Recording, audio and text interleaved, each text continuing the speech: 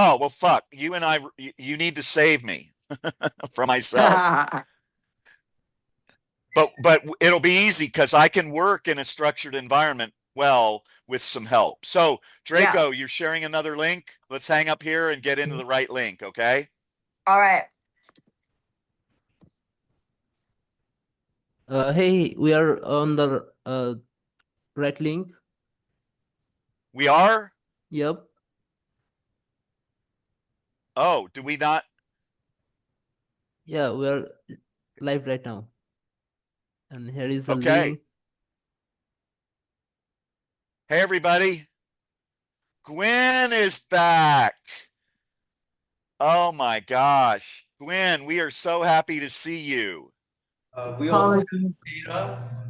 I Hey, was sick with the flu. Apologies, everyone. hey, No apologies necessary. Have you met Rebecca? I think I've last seen week, you maybe. before, Gwen. I've seen you before, but we've not Last talked. week, I Hi. remember. You were the first one to talk. Yes. Hi. Good to see you. Okay. Hey, hey, Sarah Bear. Hey, Greg. Okay, Greg, let me find I'm the so Zoom glad link. you're here. Hi Greg, guys, I'm really I'm a glad little you're here. stuffy today. Sorry. It's okay, I just letting you know I'm a little stuffy today, so I'm gonna stay a little quiet. you look cool. Okay, no worries at all. Where am I going? Where do I go get the Substack link? Ah, there it is. We already have Look at 50 that. people who joined in Substack. That's awesome. Okay, Welcome. so We're if so you can, glad you're here. well, yeah, Hi we're everyone, we're I'm just Greg. getting. Hey, Greg. Hey, Oh, Greg, guess what we're gonna do today? Hey, what, Joe? We're gonna play a song. We're gonna kick him out of office. Yeah, Yes. we're gonna do that too. Damn it. But what we're gonna do. So for everybody who's here right now, hey, Vicky, um, we're gonna do our opening a little bit differently, so it's just not me or someone else talking. Um, so we're gonna alter it. We're gonna have three things for you that, to my understanding, we're gonna have a song. We're gonna have my hilarious, or I think it's hilarious, and it actually has a song in it, um, where I'm trying to prank George Clooney into selling his nuts to save democracy and lead the women's nation. Okay, and so you'll get to see that video, and then you're gonna get to see a video from Rebecca, or they may be in a different order. So if Draco is ready, um, I'm actually interested in Draco, you can. video first. Which one? Sorry, not Sarah. Rebecca's video first. I mean, that's my preference, but I I'd like to do Rebecca's video when we have more people here. okay. I mean, I think Rebecca has I two I videos. want We can Yeah, Has but I what? only want to show one. I only want to do the first one, and we'll save the AI one for next. All right. Okay, so Draco, Okay. So do we have the videos hey, ready? Janice, how are you? Welcome. We are IOD Nations, International Online Democratic Nations. And we are here to promote online citizen-led democracy and action. We're different from every live chat that you come into because we have tactics and strategies to make things happen. And we're going to have some different things in the show. You guys are going to really get introduced to Rebecca. But what we're going to do right now is we're going to start off with a song that I made. Okay. And I love it. I hope you'll enjoy it. And then we're going to show a couple of really short, fun. One's fun, and one's a super serious video from Rebecca as people are coming in, and then we'll lead into the show. So, Draco, whenever you're ready, you can do your thing, man. All right, let's welcome Jill or Mel from United Kingdom. Hey, welcome back. Hey, hey, All right. Hey, Jill. hey. Oh, How are uh, you doing today?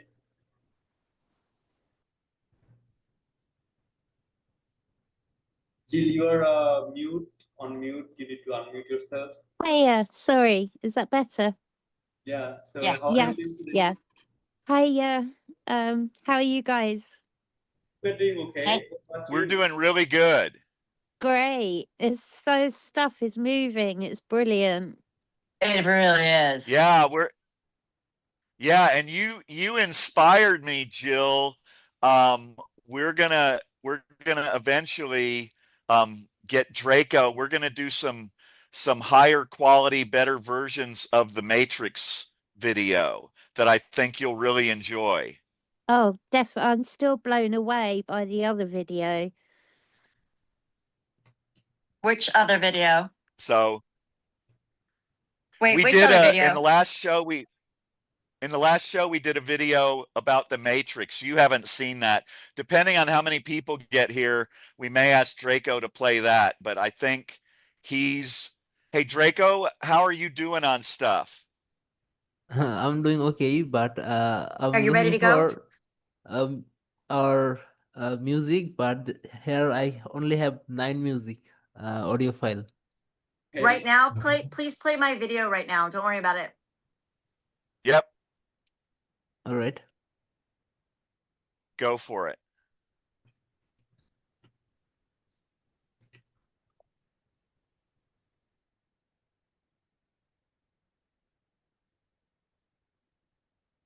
You guys, we're gonna get this tighter. I know it's kind of a drag sitting here waiting for the video to load. This is something that we're working out and we promise it'll get tighter as we go. Yeah.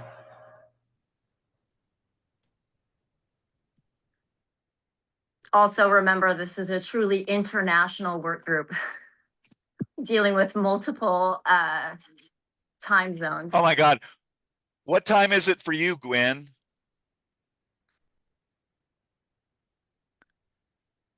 It's 4 o'clock. I got up an hour and a half ago. It's 4 a.m. Well, thank you for being here. We're glad to have you. Oh, I'm happy to be here. Hey, democracy is never on our terms, is it? No. Hey, have you guys been watching Al Jazeera at all? People are protesting all over the world. Definitely. This is the Yeah. only fucking country where we're still sitting at home. So let's take advantage of sitting at home and make it do something. Facts. Yeah, I think you have in our chat here when we get it going, you've got a really creative and unique way of communicating that I think is going to connect with some people. So this is going to be cool. This is going to be fun. Could use the video.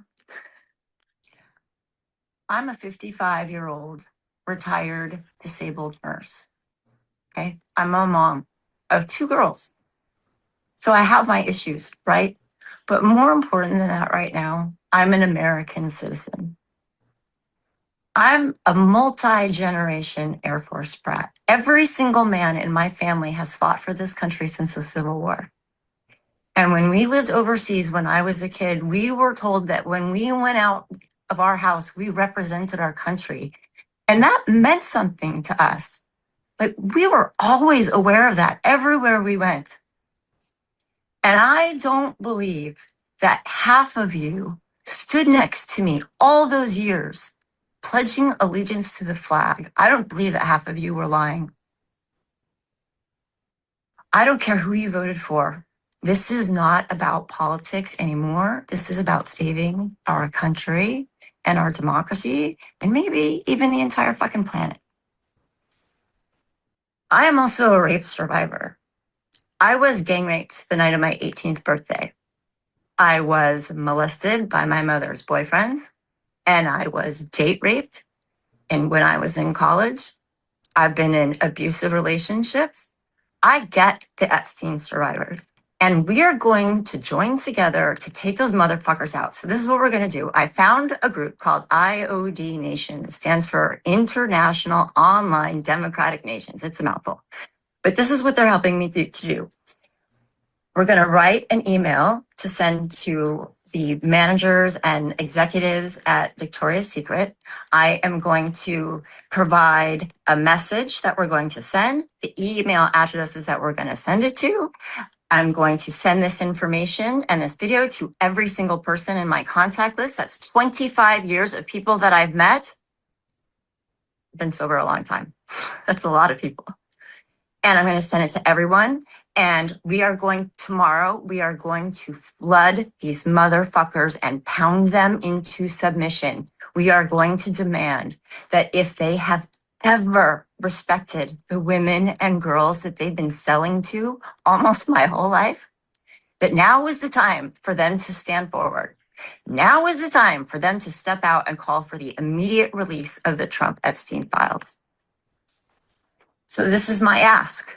Please do what I'm doing and send this video and these instructions to everyone you know. Because if everyone that I know and everyone that you know and everyone that they know all send them emails tomorrow, that is thousands of emails. And we could reach the entire country. So please come do this with me right now.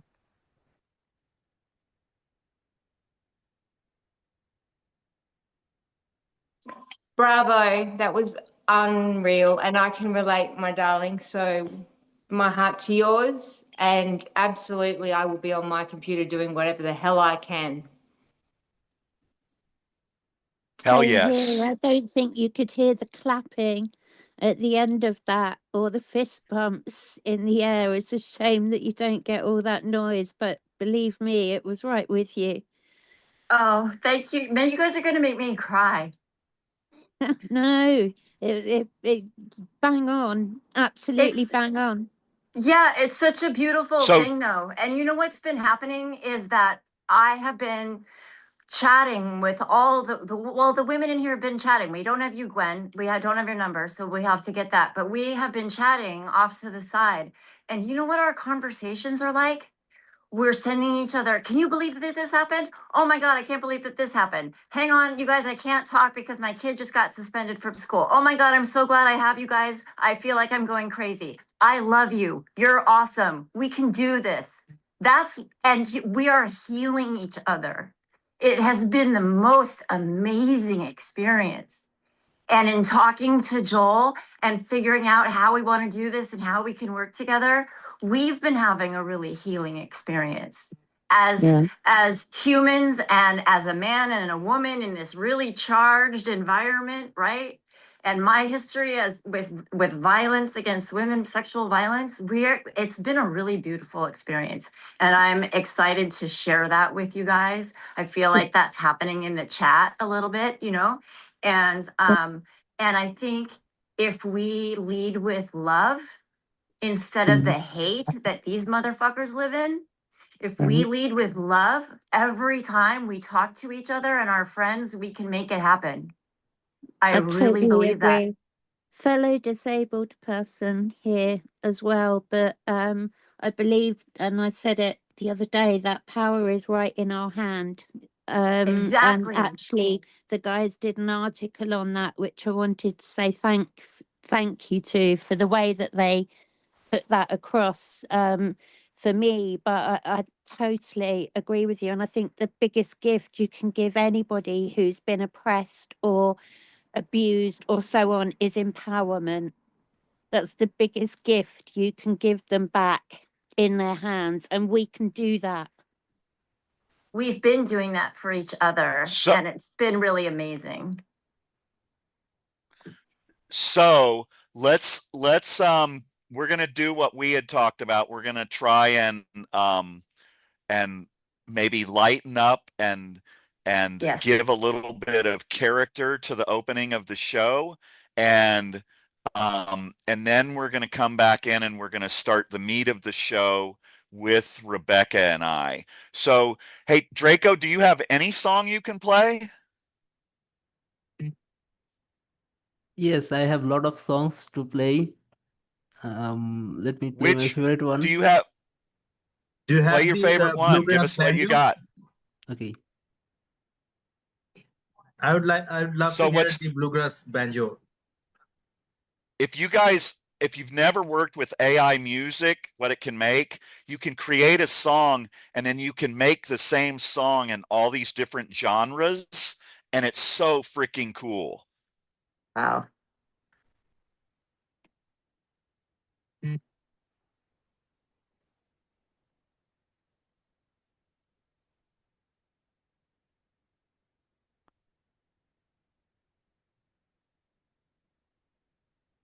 All right. Draco, you let me know when you're ready.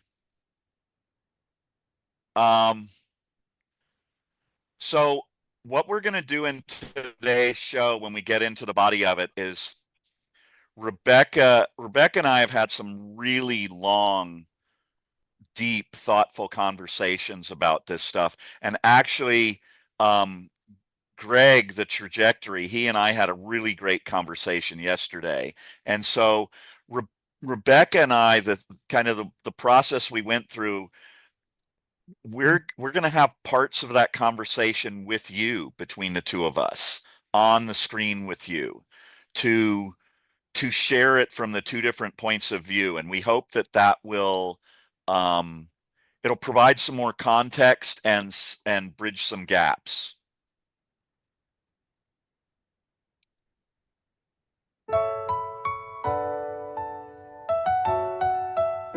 What the fuck is it gonna take? The clock ticking, democracy slipping, snakes in the kitchen, freedom in a chokehold, yo, who's gripping? Socrates whispers truth bombs, no fiction. Big hands Newsom, palms on the gavel, world unravel, systems fragile, typing revolution, scroll and battle, scrolling but silent, nah, we can't straddle. Make democracy offensive, what's the price? Power to the people, not the roll of dice. Unite online, ignite the fight, blow the shit up, bring the wrong to light. Algorithm scheming got your mind in a cell, scrolling through the circus while the earth yell. Policy for sale, dreams they compel, but the masses sleepwalking, trapped in the spell. What's it gonna take? A quake in the brain, floods in the veins, break out the chains. Oh no, what happened? But we can reframe, riot in the comments, spark that flame. Truth in your pocket, lies on the screen, click revolution, troll alt dream. Socrates asked, now we intervene. Justice ain't passive, gotta get mean.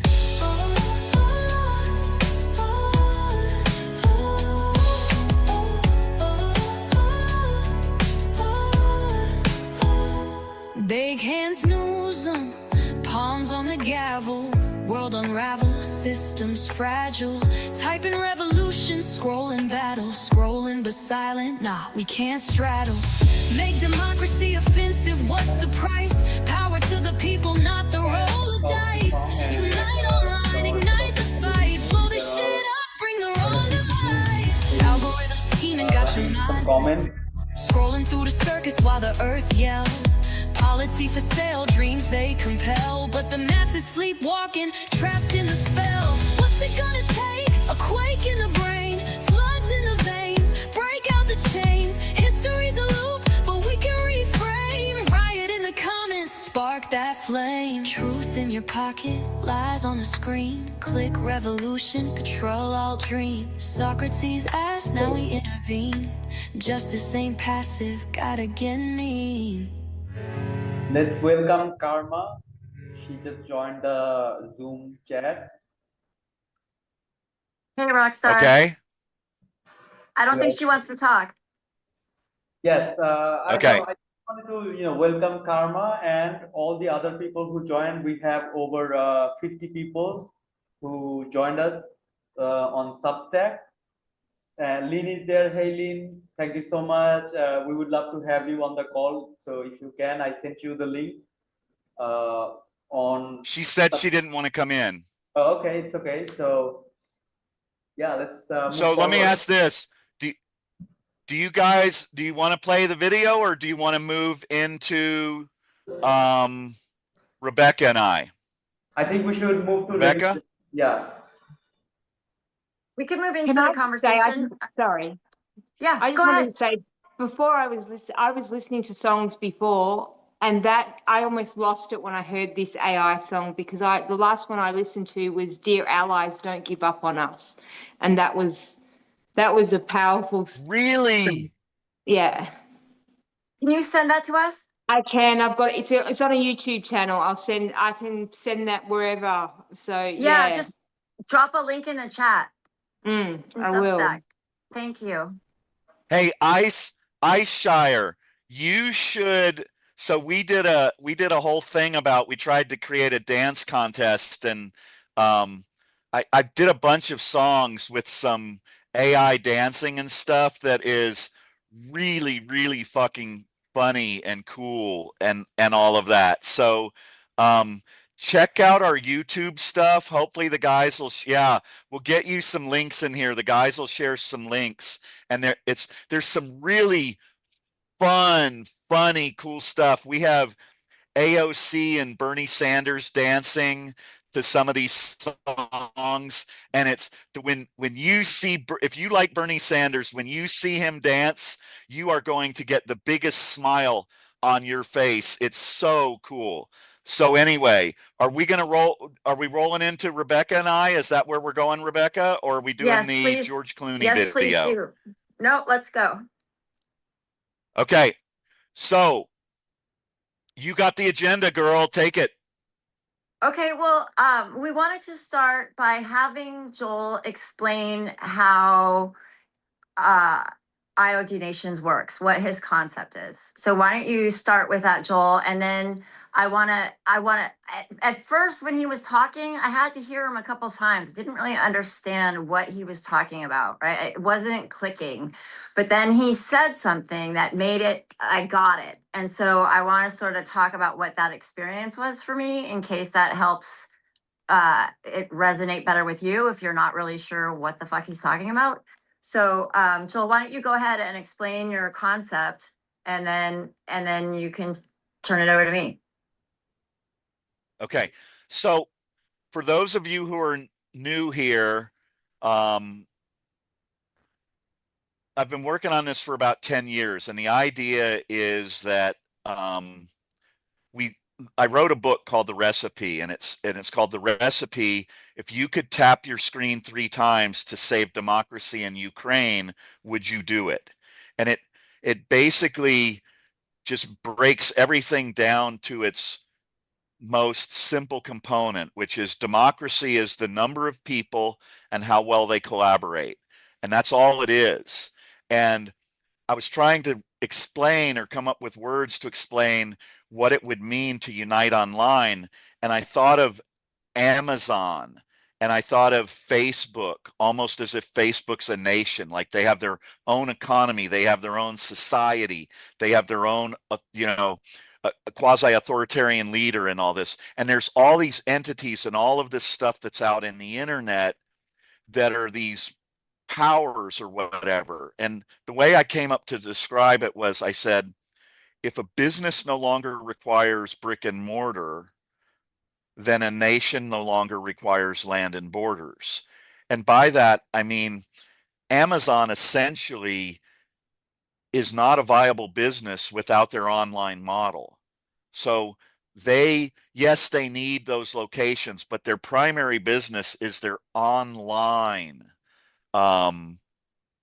entity and their online marketplace. And that's what makes them powerful. And that's what makes Facebook powerful. And so I think that, and so part of coming here is, and a lot of the people in here are women who decided they wanted to join us and unite online democratically. And the way I always envisioned that was as a nation, because if you look at, all the time from when we were tribes up to now, the most powerful and influential form of human collaboration is a nation. We have our militaries, we have our natural resources, we have our cultures, we have our religions, we have, all the things that make us a nation. But we have been born, and we're placed at this insane time in history where we can unite online and create a women's nation and an art nation and a BIPOC nation and an LGBTQ nation and an education nation. And we can do it all with a mouse. We can just tap our screen to go there. And when she got that, and when Rebecca and I were talking, she kind of explained how that clicked to her. And I had that with Greg, where it clicked with him. So tell us, Rebecca, how did that work for you? Thank you. He was talking about how I and we have been focused on what we can do in our physical world, right? In which we live, that space that my body inhabits, right? I put my body in the street for a protest. I marched my body around the Capitol in a protest. I've been standing on corners with signs. I've been picking up the phone and making calls. I've been going to in-service community outreach lessons. I've been doing it all. I've been taking my body to all these places. But here's the thing. I have this computer in my hand and I don't have to take my body anywhere. And I'm also disabled. And there are days that I can't get out of bed, right? I just can't. But it doesn't matter because I can still be a powerful force just in my phone. And all I have to do is get enough of us together to write the same email. We release it at the same time in coordinated waves, right? And we pound them. But the first part is we have to bring the people in. We have to bring the people in. And the way Joel sort of explained it to me, and it made sense, and not just on a sort of theoretical, conceptual level, but on a spiritual level. Karma, stay safe. And what it was is I imagine here's the earth, right? And we are the people of the earth. And we are here to take care of our planet and to take care of each other and to raise our children, right? And out here are all these motherfucking oligarchs, right? With their digital platforms. And they are vampires. They're making their money off of us. And in a coordinated fashion, they are acting like corporate raiders and they're raiding America, right? So they're all out here. But guess what? There are so many more of us than there are of them. And they need us. We don't need them. We don't. And so what if we have been imprisoned by them up until now. And what if we say, you know what? Fuck you. We're going to use the platforms that you have built, that you've been sucking me dry to make money off of. And I'm going to use that against you. And I'm taking you down. And I'm going to take, if I can, I'm going to take every fucking woman in this country with me. And I want to join with the women in Iceland. And I want to join with the women in Ukraine. And I want to join with the women in Iran, right? Because we can do that in Australia. online, and it's so easy.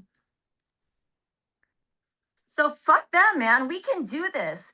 And, you know, in our chat, we were talking about how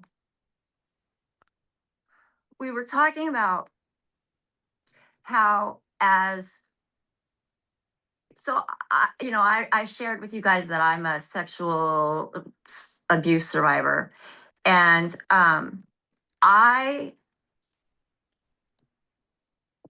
as women, we grow up knowing that you might be a danger to us, and we don't know necessarily how it's going to play out. You might even be our boyfriend or even my husband, and I might wake up and you're raping me. I don't know. But if you're a stranger to me, you're definitely a danger to me. And because of what happened to me, Hey, Rebecca, can I say something? Yes. If it's that, I'm a perceived danger to you, right? Yes. In other words, right. all men are not a danger to you, right? But in your life experience and what you go through in all of this, I don't walk around with a sign that says I'm safe and the guy next to me says, I'm dangerous, right? Right. And so you don't have a way to distinguish that. And the reason I'm saying that is because of what happened with Greg the other day, right? Is that it's what we're here to do, and what Rebecca and I have been able to do when we have these talks is because we allow each other to speak with each other and to explain these things and live them. And so for me, it gives me the ability to understand what Rebecca's saying, is that her life experience is always going to leave her looking at men, wondering whether they're a danger to her. And I'm trying to understand and comprehend that with her, and she's trying to understand what it's like to be a man who's not a danger to her, but needs to have the grace and the ability to communicate with her that I'm not a danger, but I do understand why you feel that way. I guess that's the point I wanted to make. Right. And my body doesn't necessarily know the difference, right? So my body can be in full flight mode as I'm trying to stand still and have a normal conversation with you because I don't know what you are yet. My brain knows that you're safe, but my body doesn't necessarily know that you're safe, right? And so then the other thing that happens is now nighttime, going out at night, is cut off for me. I can't go out alone at night. I cannot go into covered parking lots during the day. I can't, it cuts, and I didn't even realize, guys, I've been dealing with this. It happened on my 18th birthday. I'm 55 fucking years old. And I'm just now realizing how small that kept my life. And I really want you to understand, I'm not blaming you. I'm not hating you. I love men. I fuck men. I love men. And I want to work with men, and I love the way your minds work, okay? But I want you to understand that we live with PTSD all the time, and our ability to survive depends on our ability to manipulate you, and that's how we're raised, and that's sick, right? But so we grow up with knowing that we're in danger all the time, right? We grow up knowing that, and some of us have already experienced it. And then now we find out the Epstein thing. You guys, it is so much worse than we already knew it was. It is so much worse. And I want you guys to understand what a fucking emotional, spiritual, physical experience that is as a survivor, right? To think, oh my God, I knew it was bad. I knew my husband could rape me. I knew a random stranger could rape me. I knew I could walk to my car and someone could snatch me and I'd never be seen again. But now I find out that the whole world has been working together to rape our little girls. That's so not okay. That's so not okay. And if this shit is going down in flames, and I've been watching the news like I know you all have, I've been watching the news and I've been seeing the headlines, and I feel like this is going down in flames, but I'm here to tell you this is our opportunity, because we don't have to live like this anymore. Women, we don't have to live like this anymore. Men, you don't have to live like this anymore. Do you realize how few truly connected interactions you've had with women in your life, because we have been so terrified and protecting ourselves and dealing with so much trauma that it was hard to just be present in the room with you? You don't even know that. Do you understand what it's like to have grown up your whole life putting underwear and bras on to find out that the man who made them was fucking raping children? I want you to just try to understand what that's like for us. And I am bringing that energy and that rage to my action, because I don't have to live like this anymore, and none of us do. None of us do. They have been intentionally driving us apart with their fucking algorithms, trying to get us mad at each other, and they're the ones that are killing us, right? They're the ones that are killing us. And so let's get together and be a healthy community that practices democracy in all that we do, that puts our love and our best selves forward, that stays committed to the principle of what we're doing, so that I can, sometimes Joel bugs the shit out of me. He talks so long and it's really hard for me to break in. and he makes my brain go off. And every time he says something, I want to respond, but I can't because he's droning on and on. But you know what? I love Joel, and I can give him room for that. And sometimes it feels like he's mansplaining to me, and that can be really irritating, especially if we're talking about the Epstein files. But Joel has to be able to talk about it, and I have to be able to give him room to talk about it, and I have to be able to give him room to maybe not do it gracefully at first. Joel? So the part, I mean, there's just so much to that, right? But what Rebecca and I have learned about each other and what we've agreed to do is we're here to make that available and to and because this majority of our group at this point is women, we need to respect that and embrace that. And so she's going to be doing the online Suffragette Saturday movement tomorrow. Okay. But what we've agreed on is we're here to move forward, right? So what Rebecca hasn't told you about, which is really kind of cool, if you look at my shirt, it's the Anonymous logo with the American flag on the eyeglasses, right? And she and I were talking about stuff today, and she got sober at 19 years old. Can you imagine going into AA, Alcoholics Anonymous, and getting sober at 19 years old and holding that together her whole life, right? That woman, that is a really, really strong, powerful woman that you're listening to. Okay. And she has helped so many people in her life. And what we realized is we've got to bring that energy. And so we were talking about AA and what we're working on, and we came up with a 3-step program for IOD nations. Okay. And so the shirt says, make democracy offensive, not anonymous. And the problem is we've all been too anonymous. I was anonymous for all these years where I was scared to come forward and speak. And then I finally decided I have to, right? Horace Mann says, be ashamed to die without having won some victory for humanity. And I have reached this point.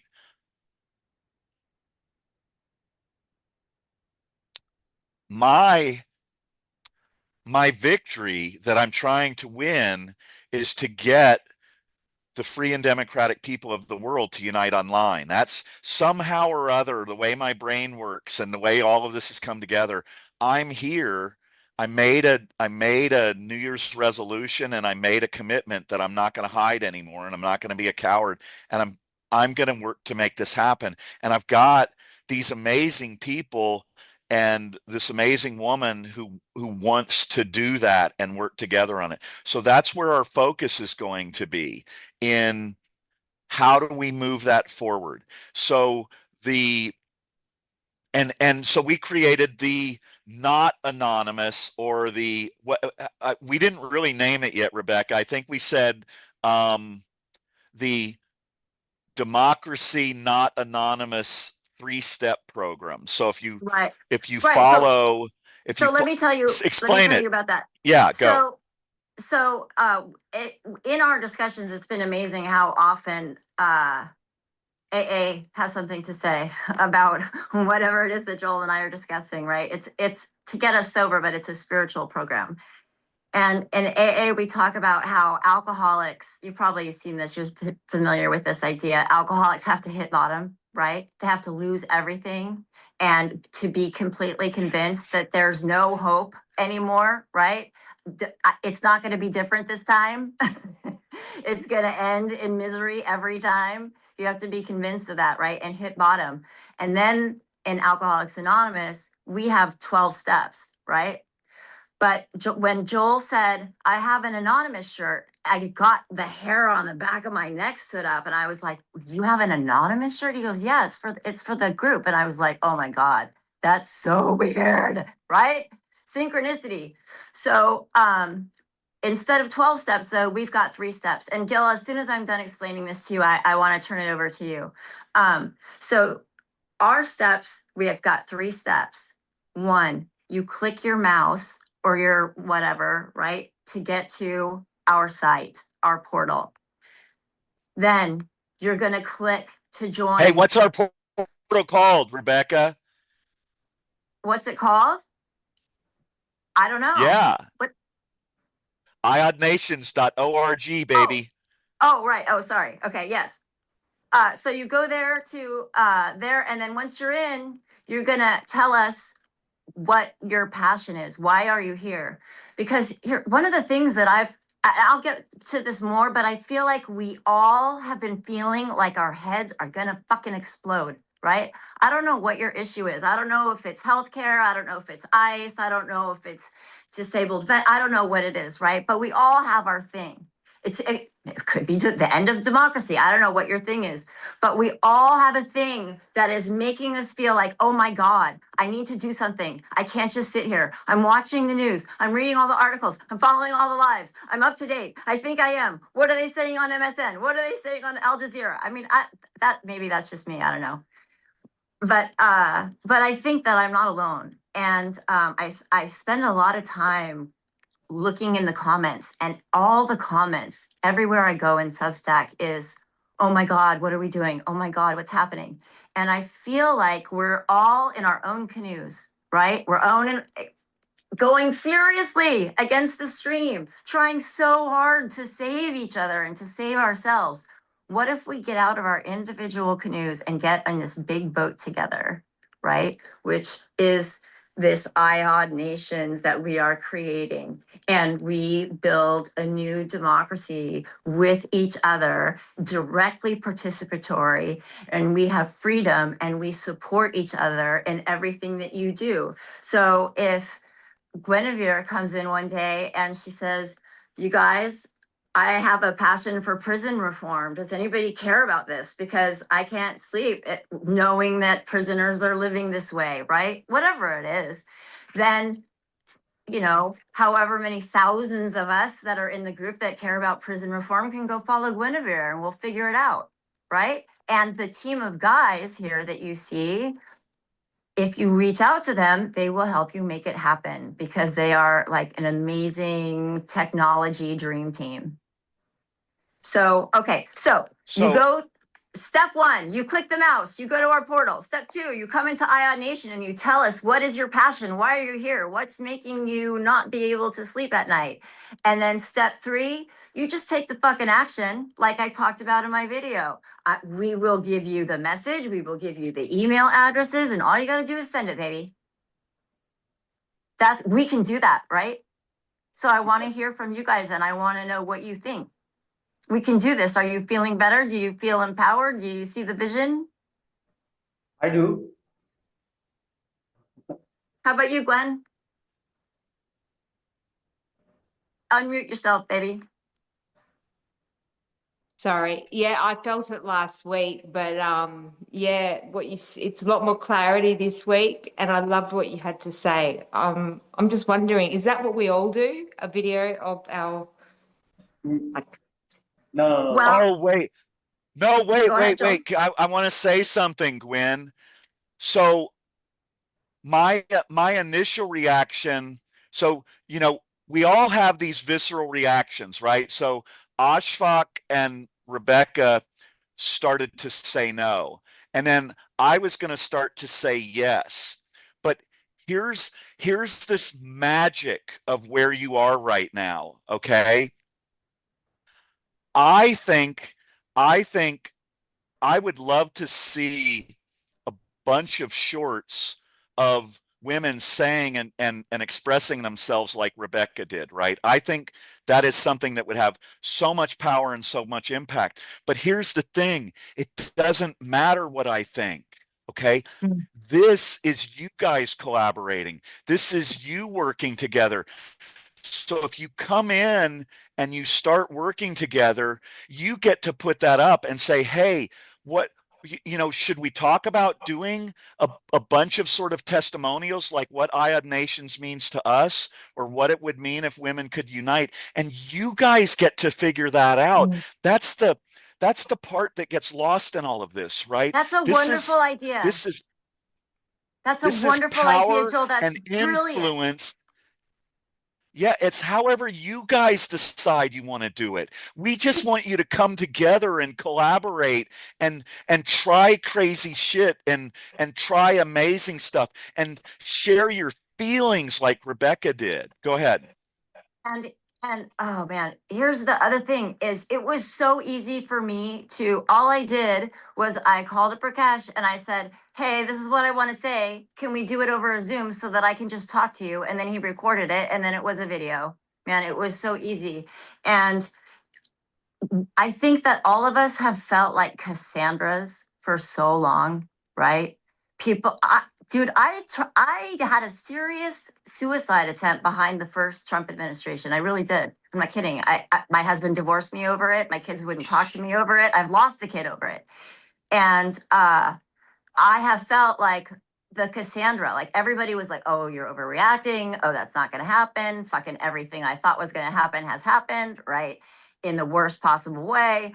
All that stuff has happened. And we don't have to be Cassandras in our lives anymore because all of us that are here right now see what's going on. And it's really weird to me to go out into the world where everybody else is acting like everything is fucking normal and they're going to work and they're going to McDonald's and they're doing all this stuff. And we're looking at it. That on Tuesday, I spent the day at home like, oh my God, are we going to have a nuclear disaster tonight? Right? No. And that was my whole day. And when I met up with a friend at night, I said, how did you manage today? Are you okay? She was like, what are you talking about? She hadn't seen the news. And I was like, oh my God, what a totally different reality she's experiencing right now. And I'm so glad that I have you guys because I know that you guys were sitting at home watching TV, stressing out all day too. And because you know what's going on, right? And so we can talk to each other and we support each other.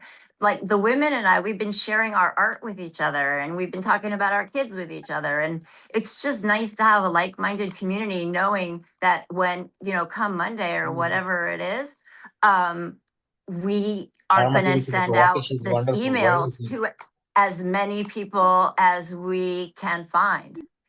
And so I have 2 asks and I have 1 suggestion. Okay. My first ask is go to the portal and get that all set up, right? So that you're in with us. Then. So what are the 3 steps again? Okay, the 3 steps. Click your mouse to go to our portal. Number 2, click your mouse to engage with IOD Nations. And join. And number 3 is you get involved. Send a fucking email. Sign up for a campaign. Find your humans, right? Because we all have our humans, and we find each other. And so let me jump in, Rebecca, if I can. Please do. So, just and just so you guys understand, Rebecca and I have been spending enough time talking to each other. We are comfortable interrupting each other. We roll with it, and we both have that type of personality. So please don't think that we're I'm really bad interrupter. I'm really bad. Yeah. Yeah. Yeah, I really want to we respect each other and we adapt to it. But here's wait, hang on, Joel. I'm sorry, but Rakesh has had his hand up for a while. Rakesh, could you please? No, not Rakesh. That's Ashfaq. All right. Oh, I'm sorry. It's okay. No worries. I can see that I didn't log in and that doesn't have my name, so it's okay. Yeah. So first thing is, I think Rakesh should bring in the video that we made last week about the ground rules and play. We all need to know the ground rules, right? And the second thing is, I've been seeing Jill's hand and then she lowered. So I think we should give some time to Jill and ask her, what like she. So absolutely. Okay, so if we're Jill. gonna Wait, Hi. hang on. If we're gonna do that, we'll do the ground rules, but I think Ashfaq, we should let you take that over. And so the idea is that people get 3 minutes to talk and they can raise their hand. Anyone who's out there can come in and share if anything that you have, come in and talk about it that you want to bring up, and we're gonna provide some structure for that and make it move forward in a way that is more organized. So go ahead, Ashfaq. Yeah, so let's hear from Jill first, and then we'll move to that video part or the rule part. So Jill, if you can hear us, you can unmute and come talk to us. Yeah, no, it's just as Rebecca was talking, and I think it is really that bit that from young girls, as soon as we become aware, we're taught about men and how to behave with men, what to wear, what not to wear. If we wear this, we'll be safe, but if we look like that, we won't be, and we'll be asking for trouble, or all that ingrained. We can't walk out of the house or go out at night without knowing how we're going to get home safely. It just, all that stuff really sort of hit, but it just is years and years that it's indoctrinated in us, Yes. in how to keep ourselves safe. And we don't know, and actually that's our gut intuition that actually keeps us safe and tells Yeah. us that someone is a danger to us, and we have to listen to that. And it could be the nicest man in the world, but to us, we've been taught that we're vulnerable to that. And I mean, that's going to take a long time to break, but the things to me are, we hit hardest where it's hardest hurting at the moment. And at the moment, the people being hardest hurt are the survivors who've waited years and cannot wait any longer. And I think you've got to start with those fires first before, we can get to underneath some of that. Absolutely. I so agree with you. And one of the most amazing conversations that Joel and I had is I was telling him about this experience, of what it's like for us. And he was stunned by my story, right? I haven't even told you guys half of it.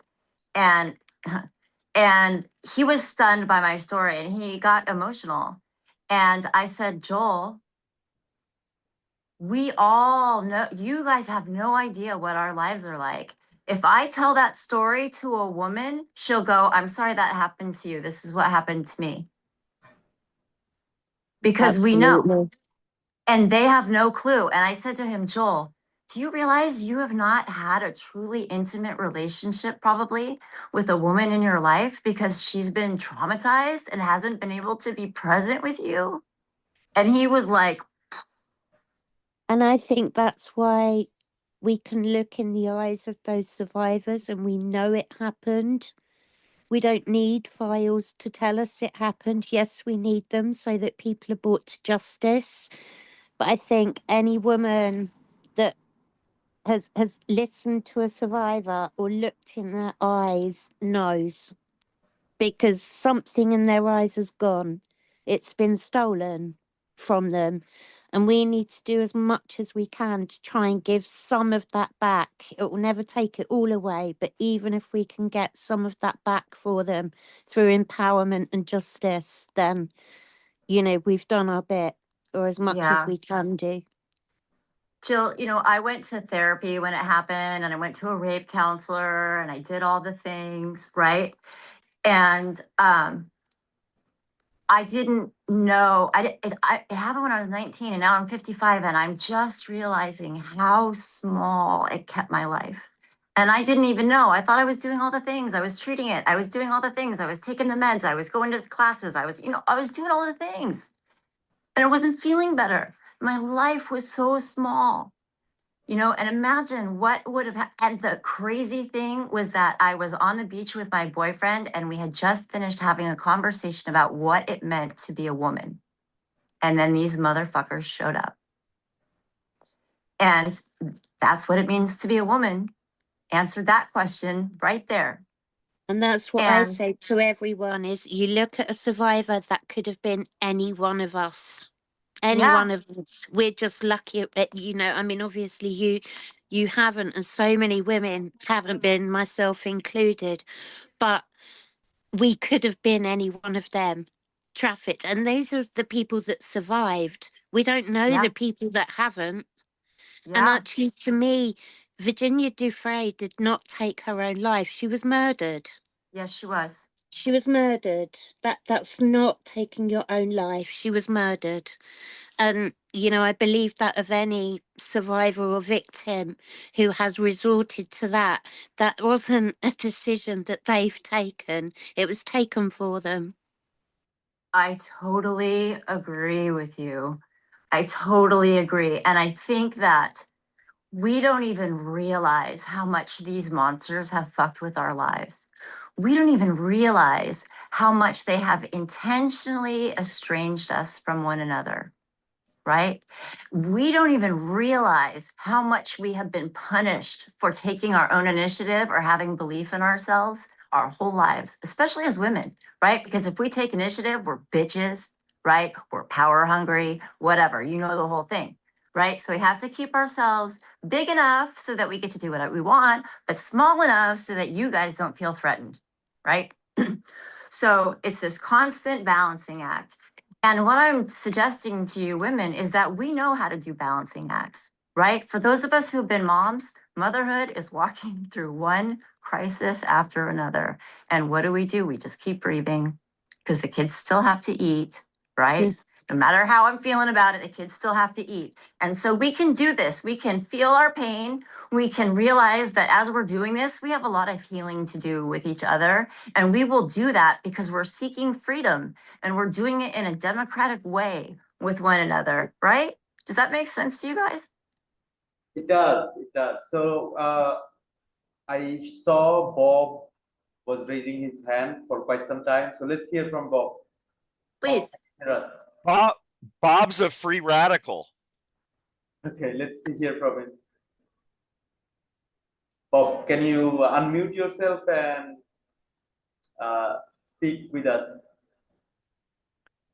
If we didn't ignore you too long. Yeah, sorry about that. Really, I mean, these ladies have something important, and we didn't want to interrupt them. So I hope you understand. And I apologize, Bob, because I can't see your raised hand at all. I'm on my phone. I can't see your raised hand. So I really need somebody else to keep an eye out and wave wildly at me or something if there's a raised hand so that I know. All right. So yeah. Bob, you there? Yeah, he's there. Can you hear me now? Yes. Yes. We can. Good. Okay. Are you my uncle? Yeah, what's that? I say, are you my uncle? Gwen knows. know. Gwen knows what I'm saying. There's a phrase that's, I think it's Australian, and they say, Bob's your uncle. Yeah, I've actually heard the Mythbusters characters say, yes, and Bob's your uncle. I've been in the chat and I just actually got my question answered about the IOD being a .com or .org. And that's fine. That got answered. So I appreciate the ability to actually enter a meeting of this sort.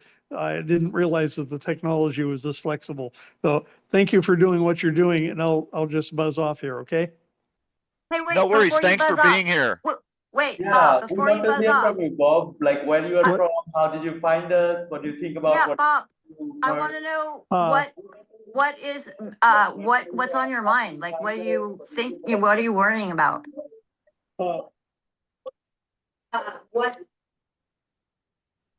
What are you worrying about? My specific concern is the fact that the American public has been bamboozled so much. We've been shown an alleged deadly plague in the form of the pandemic that just passed.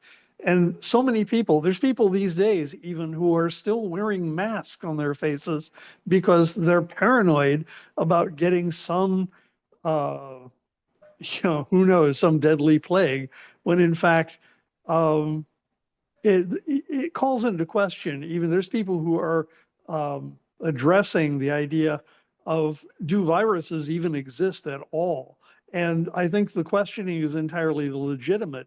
But for the mainstream, I know as much as my siblings have as much as disowned me because I'm too weird, but my idea is question everything, because there is so much that gets called into question when they say, oh, deadly virus, it's going to kill you, wear a mask on your face, stay 6 feet apart, people. And it's all bogus. And what I would like to be able to, there's a particular Star Trek episode, and I'm sorry about the long explanation, but there's the Star Trek episode was that somebody was able to infiltrate the crew of the Enterprise by way of a video game that is so addictive and it screws with people's minds that the entire crew was sort of like hypnotized with this thing. And at the last minute, Data comes onto the bridge with a strobe light and sort of breaks the trance that everybody was in and says, okay, we need to wake up from this and do something. And what America needs is like the Data with a strobe light sort of effect of coming on and saying, let's break out of this brainwashing that's been happening. Can I respond to that, Gil? I'm really glad that you said that, because that's a really great example. So I'm a nurse, a retired, I'm disabled now, but I'm a retired nurse. And so there is a big part of my body that has like a physical reaction when you start questioning when you start talking about, do viruses exist, right? Is COVID really real? Because in my reality, I have a different perception than you do. But there is room for us to have those different beliefs, because that is not why we're here. We are here to build democracy. We are here to save the planet. We are here to save my children. My oldest daughter is 23 years old. She's already been raped. Let us fucking stop this now. And it kind of freaks me out that you say that about COVID, but I can put that over there. Because I am connecting to you heart to heart right now as an American, as a person on this planet, to say, we have to do this together, Bob. And if I think you have crazy ideas about viruses and you think I am totally deluded about viruses, that's okay, because right now we need to save democracy. Does that make sense? It's good. Thank you. And basically, wow, it's already noon straight up right now. I have appointments to keep. Unfortunately, there are things that scream for attention on my time. I've got to basically bail out of this call. Sorry. That's okay. Hey, you're welcome back anytime. All right, thanks a whole lot. Of course. So you guys, one of the things that I did, I just want to say this real quick, Joel, is so they took out my uterus and I haven't been able to sleep ever since. And so I spend my time on Substack and I spend my time on YouTube, right? And I'm watching everybody's posts and I'm seeing who has the most followers, right? And I'm reading the comments. I've been doing a lot of comments and I'm seeing which comments are people reacting to the most, right? And all of these are people who are screaming. They're like me. Their heads are about to come off, because what are we doing? We're watching this happen, and what can I do? I'm just sitting here. I'm just watching it happen. What can I do? And here's the thing. We've all put our bodies out there and nothing has changed. So what can we do? This is what we're going to do. This is what we're going to do, and we're going to do it together. My grandfather was in the Air Force during World War II, and he was shot down over Italy, and he was the ranking officer. And so for 3 years, he had to make sure that this group of men that was getting increasingly smaller were fed, had medical attention, had proper bedding, had enough to stay warm, because they're marching all through Europe, through the Alps and all this stuff. My grandfather didn't expect that. He didn't join the Air Force thinking that he was going to be the hero of a POW camp during World War II, but he was called to serve. And you and I are being called to serve right now. My grandfather was in the Air Force. He served in World War II. My dad was in the Air Force. He served in Vietnam. And I knew that there was no fucking way I was ever going into the Air Force. So you guys can just put that dream away right now, right? But this is how I'm being called to serve now. And this is how you're being called to serve now. And we've all been getting pieces of this ancient wisdom, pieces of a collective wisdom. And when we come together, something really beautiful happens. And we get these new ideas and we go in new directions and we see how we can do it differently and better and more lovingly and more honestly. And that makes me really excited. And that's when Joel started talking, I saw the possibility and I was like, yes, we can change the world and heal each other at the same time. Because I've been sober for 37 years and I come from a tradition where we look out for each other, right? I try to help the new woman get sober. That's my job. I've been here around a long time. I know what I'm doing. It's my job. And I feel like right now it's our job to pull each other through this and do this together and experience the trauma of what we're going through and what they've fucking done to us, right? But we'll get through it together and we'll do it together and it's going to work. Yes. Hey, I'm not sure if you can see me, Deborah, but I'm saluting you. Okay. Joel. This is where, Rebecca and I have talked through a number of times what we want to do, how we want to communicate, how we want this to feel. How can we best connect with people? How can we share the message in a way that works? So I would say a couple of things. First of all, what she's talking about, a chance to serve.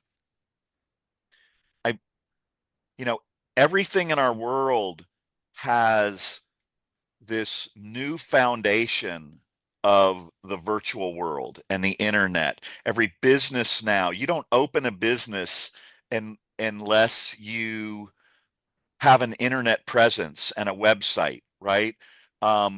You create a channel for it. You create an online store, whatever it is. Medical improvements, they're all being shared now across the internet. They're happening quicker.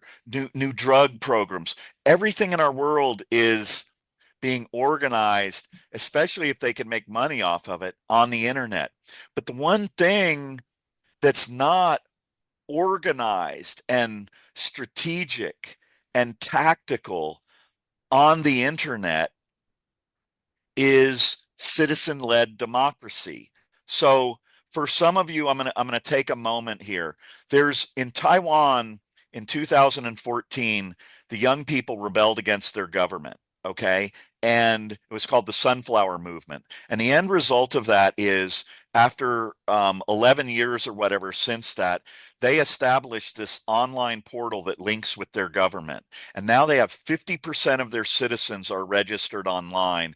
They directly interact with their government. They get things moved forward quickly.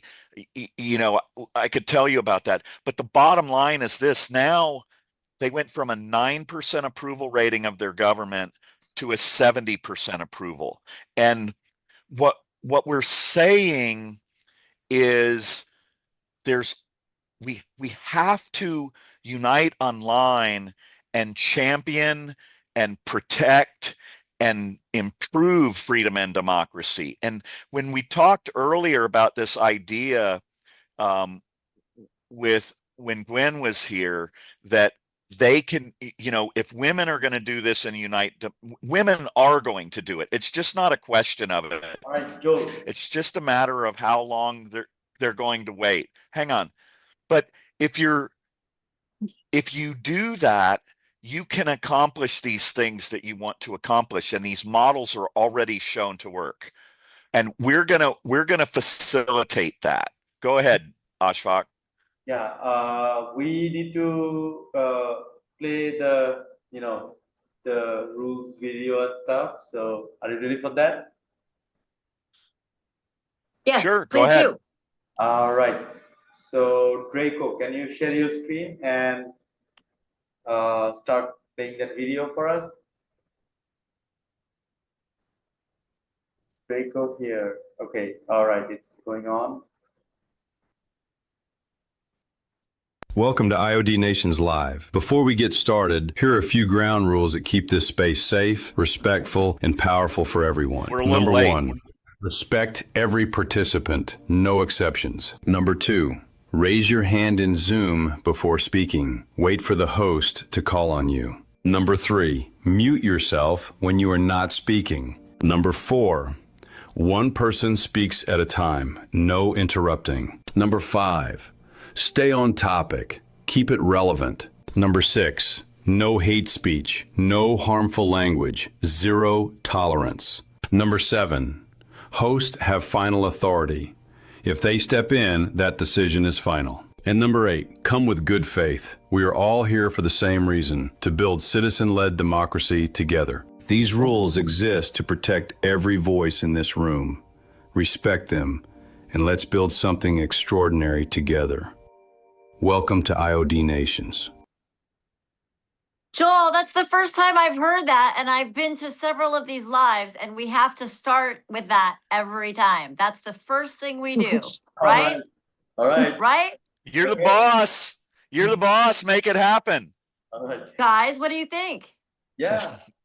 I mean, I Yeah, want to we hear from meant everybody. to. No, we're Okay. going to. We just screwed up. Okay. We're still learning, you know. Yeah, I know. But we're also, we have a respectful group. So can you take a peek at the agenda, Rebecca? What's on there that we haven't hit? The only thing that we haven't hit is like really, I think this is the final piece. This is our ask for right now. So okay, there's 2 things. We as a group can decide. We have the Victoria's Secret email ready to go, right? It's ready to launch. You can go check it out. Not check out the link. quite ready to go. Huh? It's not quite ready. I don't think we're going to have it ready until Monday. I don't think we'll No, have the email it's ready. addresses and stuff. It's ready. I've been there, Joel. It's ready. Really? Yeah, it's done. Okay. Already posted it, and I couldn't got the opportunity to inform you before the live feed. So everyone who is watching our live feed, you can go to our Substack and find that article.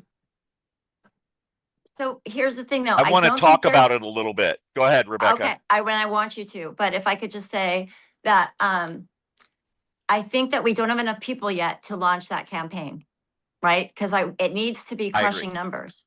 So this is what I decided to do, and I want to know what you guys think. Because normally I would not do this. I would never do this.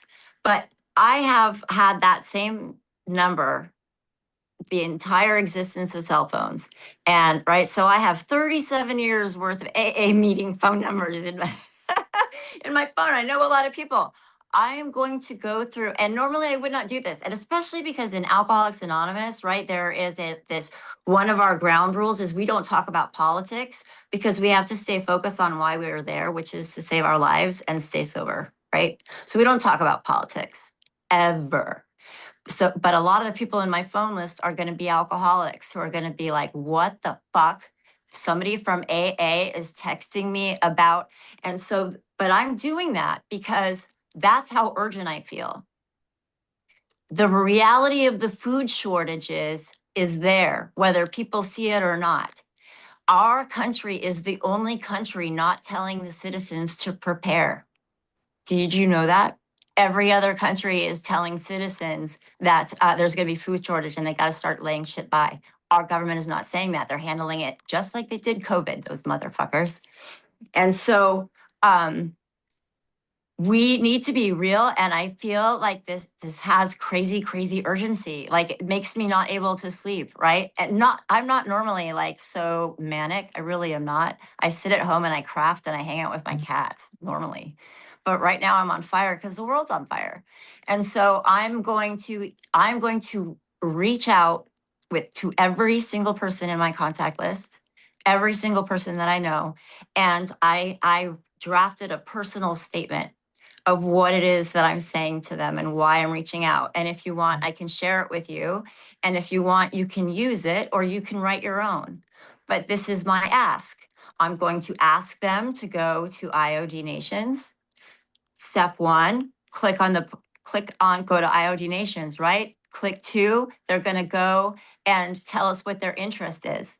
And then we're going to gather numbers and we're going to gather numbers and we're going to ask our friends to do the same thing, to contact, if they don't want to live in a world anymore that thinks it's okay to rape little boys and girls, if we want to change our lives and save the goddamn planet, then please will they take a moment to do this. And even if all they have time to do or the willingness to do or the ability to do is to reach out to 5 of their contacts, that's enough, right? Because what if those 5 contacts ask everybody that they know, or even just 5 contacts, but then they ask everybody that they know, and they ask everybody that they know, et cetera, et cetera, et cetera, right? You get it, how it's gonna just explode. And so that is why I'm gonna sit down and take the time, as much as it's gonna be a pain in my ass, I kind of think it's worth saving the world. I'm gonna send this to every person in my contact, right? Because that's something I can do so that I sit here and I watch the news and I doom scroll. I don't have to do that anymore. I come to IOD Nations and I take contrary action and I feel better because I'm doing something and because I'm not watching the fucking TV, right? And I'm not reading the articles. I'm with you guys, I'm with my people, and I'm taking action to save my kids. That's what I'm doing. And I think that we can do that. I think it's worth going through every contact you have at this point. Then the other thing that I'm doing is I have been going, like I started to say, I've been going to all the influencers. I have been going to and then I find the women or the men, it doesn't matter, the people who have the most number of responses, right? And I have been reaching out directly to them. And I have been, whether I know them or not, and I say, if you feel like your head is about to blow up, please come meet me at IOD Nations. We have a plan, we are doing it, and it will happen. And then I put 3 fire symbols and I said, fuck them. And that's what I'm sending out. So I think it's worth it. So I've been posting that to all these women, right? I've been posting it to all these women all night. That's what I did. And do you know how many conversations I had and how many connections I made? And I bet a lot of you I've reached out to, a lot of you that are in the Substack audience, I can't see you, but I bet you it's because I reached out to you. I'm Gracious Monkey. And I reached out to you. And you know what I did, you guys? I led with my heart and I read how much pain and frustration and heartbreak and soul sickness these people were feeling. And I said, Guinevere, I feel you. I'm right there with you. Come with me. Let's make it better. That's what I've been trying to do. And I've been trying to lead with that love so that when you read my message, you feel that and you come find me. Right? And that works. That works. There's scientific evidence that vibe shift works. Right? So let's get a massive fucking vibe shift going in our new democratic nation. I feel like I should have victory music now. Yeah. Because Greg, we're going to be a part of the online Democratic Men's Nation, and we're all going to clap and have victory music together, right? Okay, let's welcome Dr. Jesnil. You talking to me? I was talking to you. Yeah, we're gonna do it, man. Right on. Okay, cool. We're gonna do it. Take it over, Ashfaq. So let's welcome Dr. Jesnil and Trajectory. I'm really happy to finally hear your voice. And I can see a new guest just joined in called iPhone. I mean, it's just showing their phone model. So welcome to this conversation, this group chat or whatever you want to call it. It's a live stream. We would love to hear from you. You can unmute and come talk. Yeah, I really want to know what is making it so that you can't sleep, if you can't sleep. Yeah. Okay, you guys got to Dr. talk, or I'm going to talk, and Yeah, I'm more than Dr. Jesnil, ready. So Dr. Jesnil, do you want to say Who are you something? talking to, Rebecca? I'm sorry, I'm talking Who to are the you guy talking with to? the cap on. Hey, how are you? Hey, can I talk for a second or not? I do I can't see the hands, so I'm sorry. Please go. I'm not trying to cut anybody off. I'm so sorry. If anybody wants to say something, let's raise the hands and let's hear from them one by one. Unless anybody have something really urgent or important. Okay. AC, was that you? Did you want to say something? Yeah, I think AC. I'm really glad you're here, AC. Yeah, we do. Okay, I can see Jill's hand. So let's start with Jill. Okay. Well, couple of things that I'm sort of missing. So we sort of throw out our Substack names and stuff. Is there a way that someone can do a list of those so that we can, because literally I would start having a look now, but because I'm focusing on what people are saying and so on, I'm not, and I don't see the live comments either because I'm on my phone, only the panel ones. So I think we miss quite a lot of that information. Because one of the things I was saying is I think we all need to start following each other and boosting each other's accounts for visibility of the things that we're doing and the things that are going on. But and I missed a load of that earlier in the week when there were a huge amount of people on the call, and I just think it'd be really helpful. But I don't know. I would do it myself, but unfortunately, disability wise, I can only sort of talk or not, and I can't listen and scribe or sort of take notes. We can do that, but here's the thing is I kind of imagine it growing organically because are you in Britain? Yes. So you're going to have your influencers are going to be different than my influencers. And right? that's exactly why I think we should all be following each other's accounts because We get can that. do that. I think it would be good if we all showed up in the same account at the same time, right? Like if we That all showed too. up in Adam, like if we all showed up in Adam Mockler's feed, right?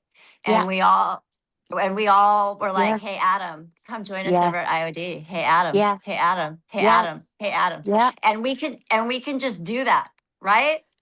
Yeah. We- Totally okay. agree. So we have a meeting. We do it the same. It's 2:00, same time, Saturdays. It's the women's working group. It's the women's working group, right? It's I was there suffragettes. last week. Excellent. So we had a woman named Deborah that was working with Yeah. us. Yeah. But that kind of we've separated ways. And so I'm going to be taking that over, but I don't have to be in charge of it. I can just make it happen. Somebody else can be in No. charge of it. We can figure it out. And let's each of us between now and Saturday come up with how many suggestions each, you tell me, of where we should go.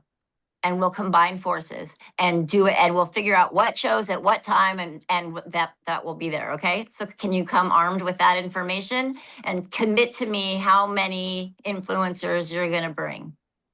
What is a realistic number? Is it 3? Is it 5? Is it 10? Is it 25? Yeah, for me, it's quite limited at the moment because of how disabled I am. But I can keep hitting influencers on Substack. I tend not to use other platforms at the moment for a certain reason. But I'm happy to sort of bombard, and I have been because I've got a petition going from the UK about a state visit, which the guys know about as well, and I'm trying to stop it from happening. Our king and queen are coming, and they're going to address Congress and so on. But the king's own brother will not stand before Congress and testify, even though it's been continually requested. But they're going to come and they're going to meet behind closed doors with Trump and so on. And, you know, they're potential witnesses. It's outrageous. And what does that say to they're not going to meet with survivors or talk to survivors. So Right. That's the thing I was saying, yeah. Jill, is like Yeah. and I'll shut up, but how crazy is it Yeah. to realize that it's so much worse than we already knew that it was, and they did it on purpose. Yeah. They did it on purpose. And they've all covered it up. And they It's the groomed us people for and it. the women that have enabled it. That's what makes me even angrier.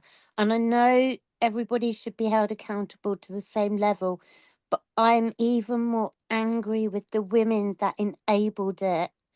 I can't understand that because that they represent us, and how dare they do that when so many women have suffered. I just that's the bit that grates me. But I've already got it going. The guys know about it and so on. But I need Can you come? traction. Can you come tomorrow? Yeah, I will do my best. Yeah, definitely. Okay, great. And I love that you brought up that you might only be able to do 3 influencers, and Joel, you're muted. I love that you would only be able to do a few because you know what? We get to meet each other where we're at. And that's the beauty Yeah. of it. You know, I'm disabled too. And I have put my body out there on the line, man. I've been protesting in Washington since I was in college. You know, I've dragged my kids to protest. They were like, oh God, mom, not another one. And I was like, it's important and you'll understand why someday. A- and I can't put my body out there anymore. And But I that's don't what need they to. wrote. Yeah, that's what the guys wrote about me. I can't go on marches. I can't go to a ballot box. You know, I watch these things and I want to be a part of them, but I can't be apart from watch them in solidarity. So, you know, the guys were fantastic earlier this week with around some of the things that I said, but you know, and I think it is, you know, those different nation perspectives as well as you've all touched on earlier. So I will very happily be attending tomorrow. Yay. Can we hear from AC? And then Thank you. yes. I'm on the phone, so I can't find the hand feature. When I'm on the laptop, it's so easy to find the hand feature, but I can't hear. So so the things I was gonna say is a couple. One, United We Stand shop. It's a shop of free ideas. So Gil, by the way, I love your accent. It's so pretty. Anyways, if you want to go do something from home, all free, go to there. And the initial information is we're in basically a media blackout in the United States, right? I mean, they want this to be new Russia. So there's just information for the first 4 or 5 pages of, hey, this is actually what's going on. And then you're going to get to the Move Money movement. And from that point on, it's a block of ideas. One color is one idea, the next color is another idea. And it's a whale of information. What you do is over a lunch hour, you just read it while you're like drinking your tea and eating. And then you figure out something that speaks to you and go do it. And there's some really, I mean, kick-ass actions in there that are free to do. So, and put that out, because I know there's a lot of senior complexes. There's a lot of people who they are in their home, but they want to do something. And guess what? You can do a lot from your home. And there's a choice of what you make and do. There's an action like calling your representative, and then certain things that might be the right thing to do. But there's other things that when you press a domino, it just doesn't hit one domino. It hits 100 or 1,000. And those are more strategic moves. So when you're sending information to a union, when you're sending information to a veterans organization with some of the veterans information of how they're hurting them right now, when you're sending this to senior advocacy groups who have millions and millions of people a part of that group, and they're understanding that they want this next $1.5 trillion for this war to come out of their hides, just like last year. And last year they didn't, advertise it, but this December of 2026, $500 billion or $500 billion is coming from Medicare, which is healthcare for the elderly. And 1 in 4 nursing homes is going to go down. What are you going to do? And they're going to take more from food.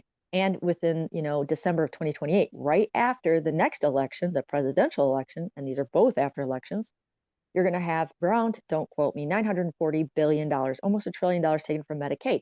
and what 45% of that is kids and, delivering of babies, their healthcare. And then you have 15% is people with disabilities, and about 20% are elderly people. And some of the last 30% are either people who are unemployed or people who are working poor, and they won't have healthcare. And all of those costs are going to be amortized over us next year. And the things that you can do about that, like send out to companies, like the largest companies in your state. Here, can you work on expanding direct physician care, which is physicians that don't use insurance? They just give you a flat rate. And that way you could afford your healthcare next year. Like, there are things that you can do to promote stuff. Now, if you want to help the survivors, there's a really cool one on there at the bottom, and you can send it to different nations. Okay, Peter Thiel, from what I read a couple years ago, had a bunker in New Zealand. So I don't know, you could take that letter and send it to New Zealand and saying, there's a lot of these people there in the Epstein files, like Peter Thiel and Trump and Musk and Gates and Ludnick and Bannon and all these other people. Great. So here's my question to you. When you're going through the files and you're looking through this and you want to investigate them, my questions to your nation are you going to be investigating these people and freezing their passports, freezing their business licenses, freezing their assets? Are you going to stop having them do business in your countries? Are you going to boycott their products? I'm just asking some questions about what you're looking to do with people that are in the files. Do you think if you had multiple nations following that, what that might do to these people? I'm just saying, and that's something you could do from your home, disabled or whatever. So I'll shut up now. I want to empower people. Oh my God, AC, that's inspiring. Joel, do you want to go first, or should we hear from Jackie? Because I am able to see her hand raised. Joel, you're muted.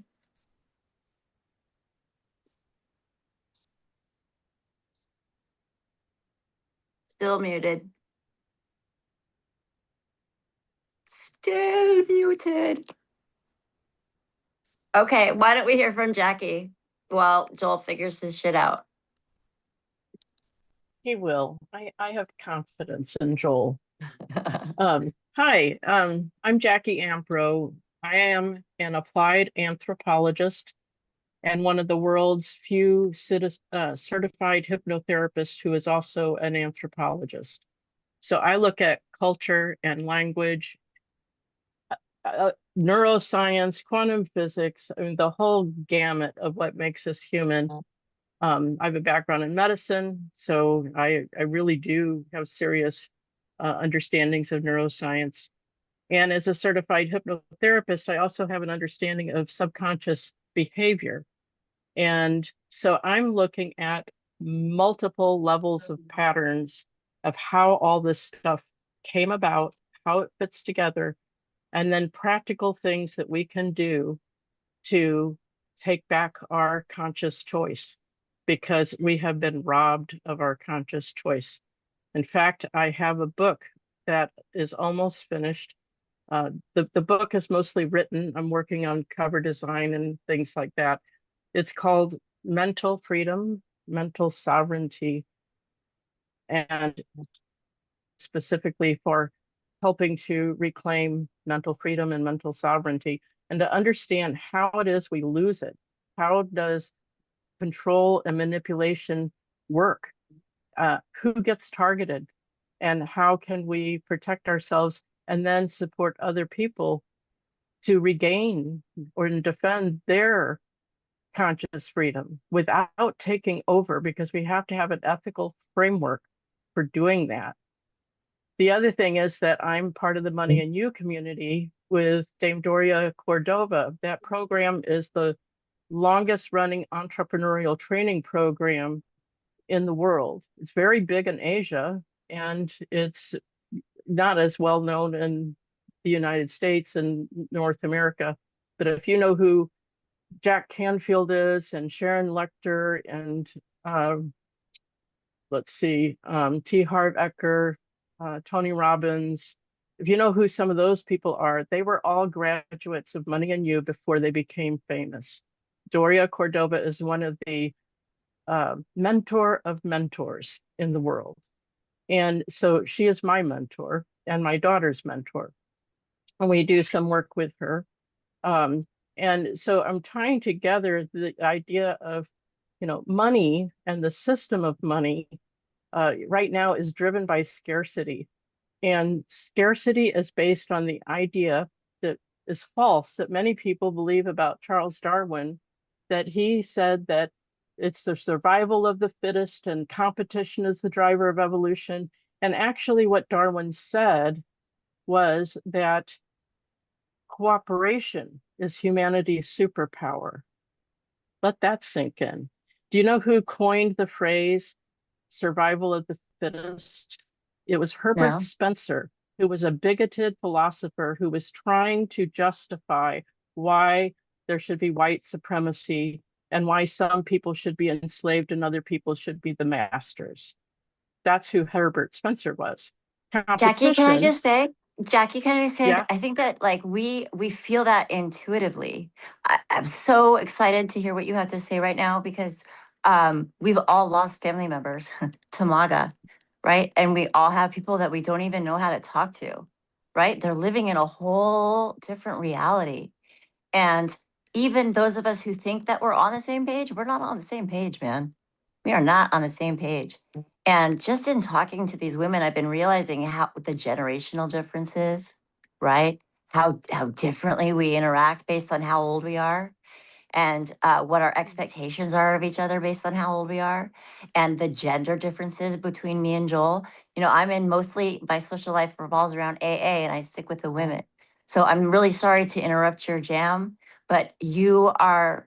I feel like we're all little pieces of the puzzle, and you just turned out to be such a crucial piece of our puzzle. And I'm so happy you're here. So I'm sorry to interrupt.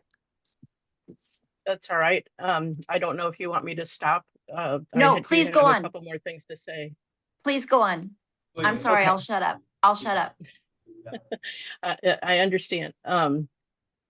What I'm trying to get at is that the culture that we have built, the systems economically, socially, governmentally, familially, all the systems that we have, somebody dreamed up.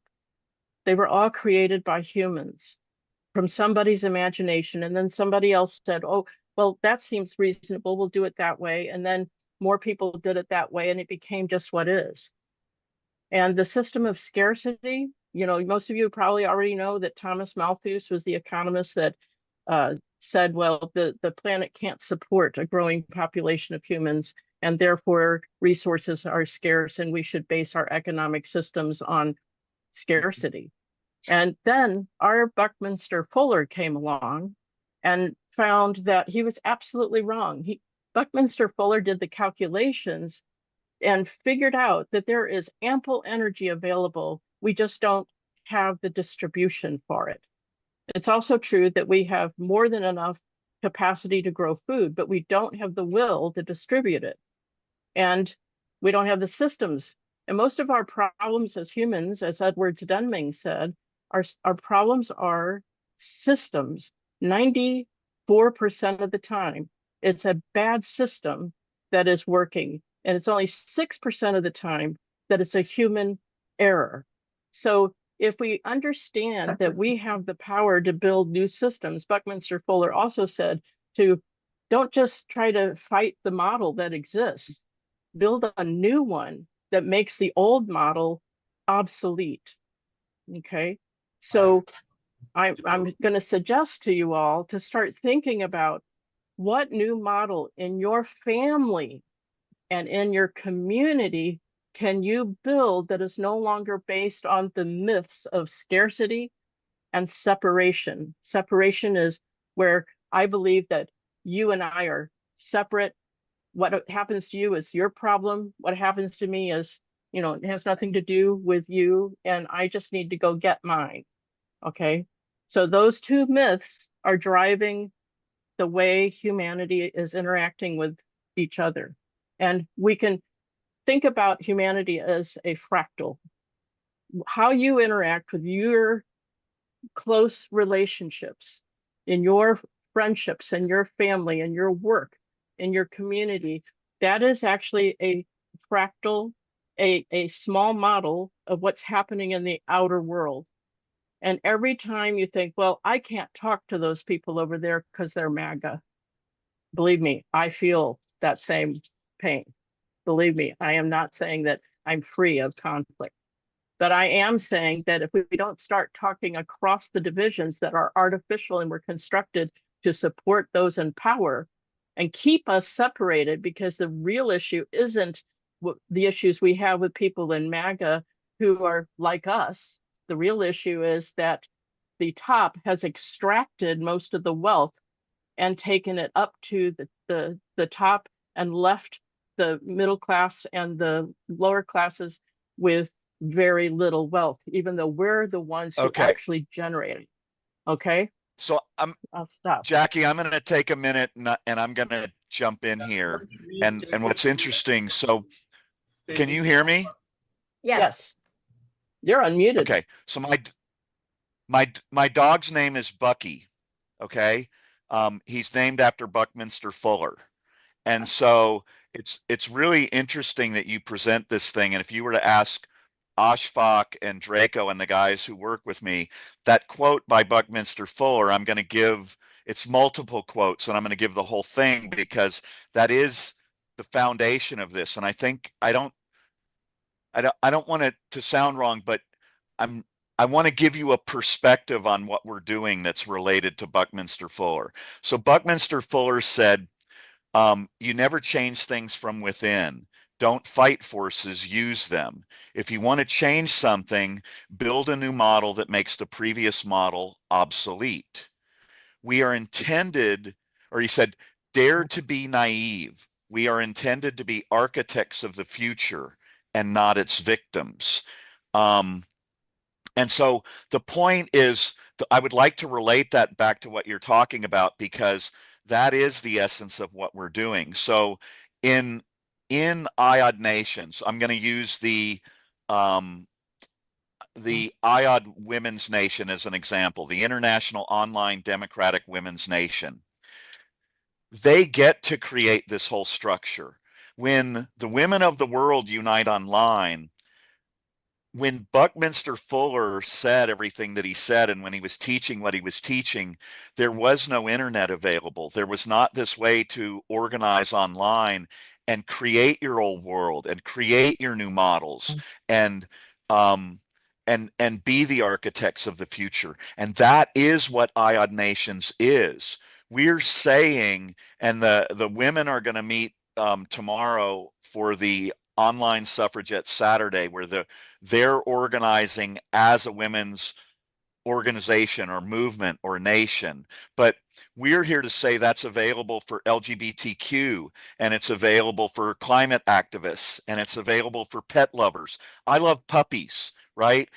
Puppies and dogs, if you live in a democracy, their lives are going to be twice as good or way better. So if we can't unite online for people, let's do it for the puppies. And the point of all of this is that what IOD Nations does is exactly what you talked about.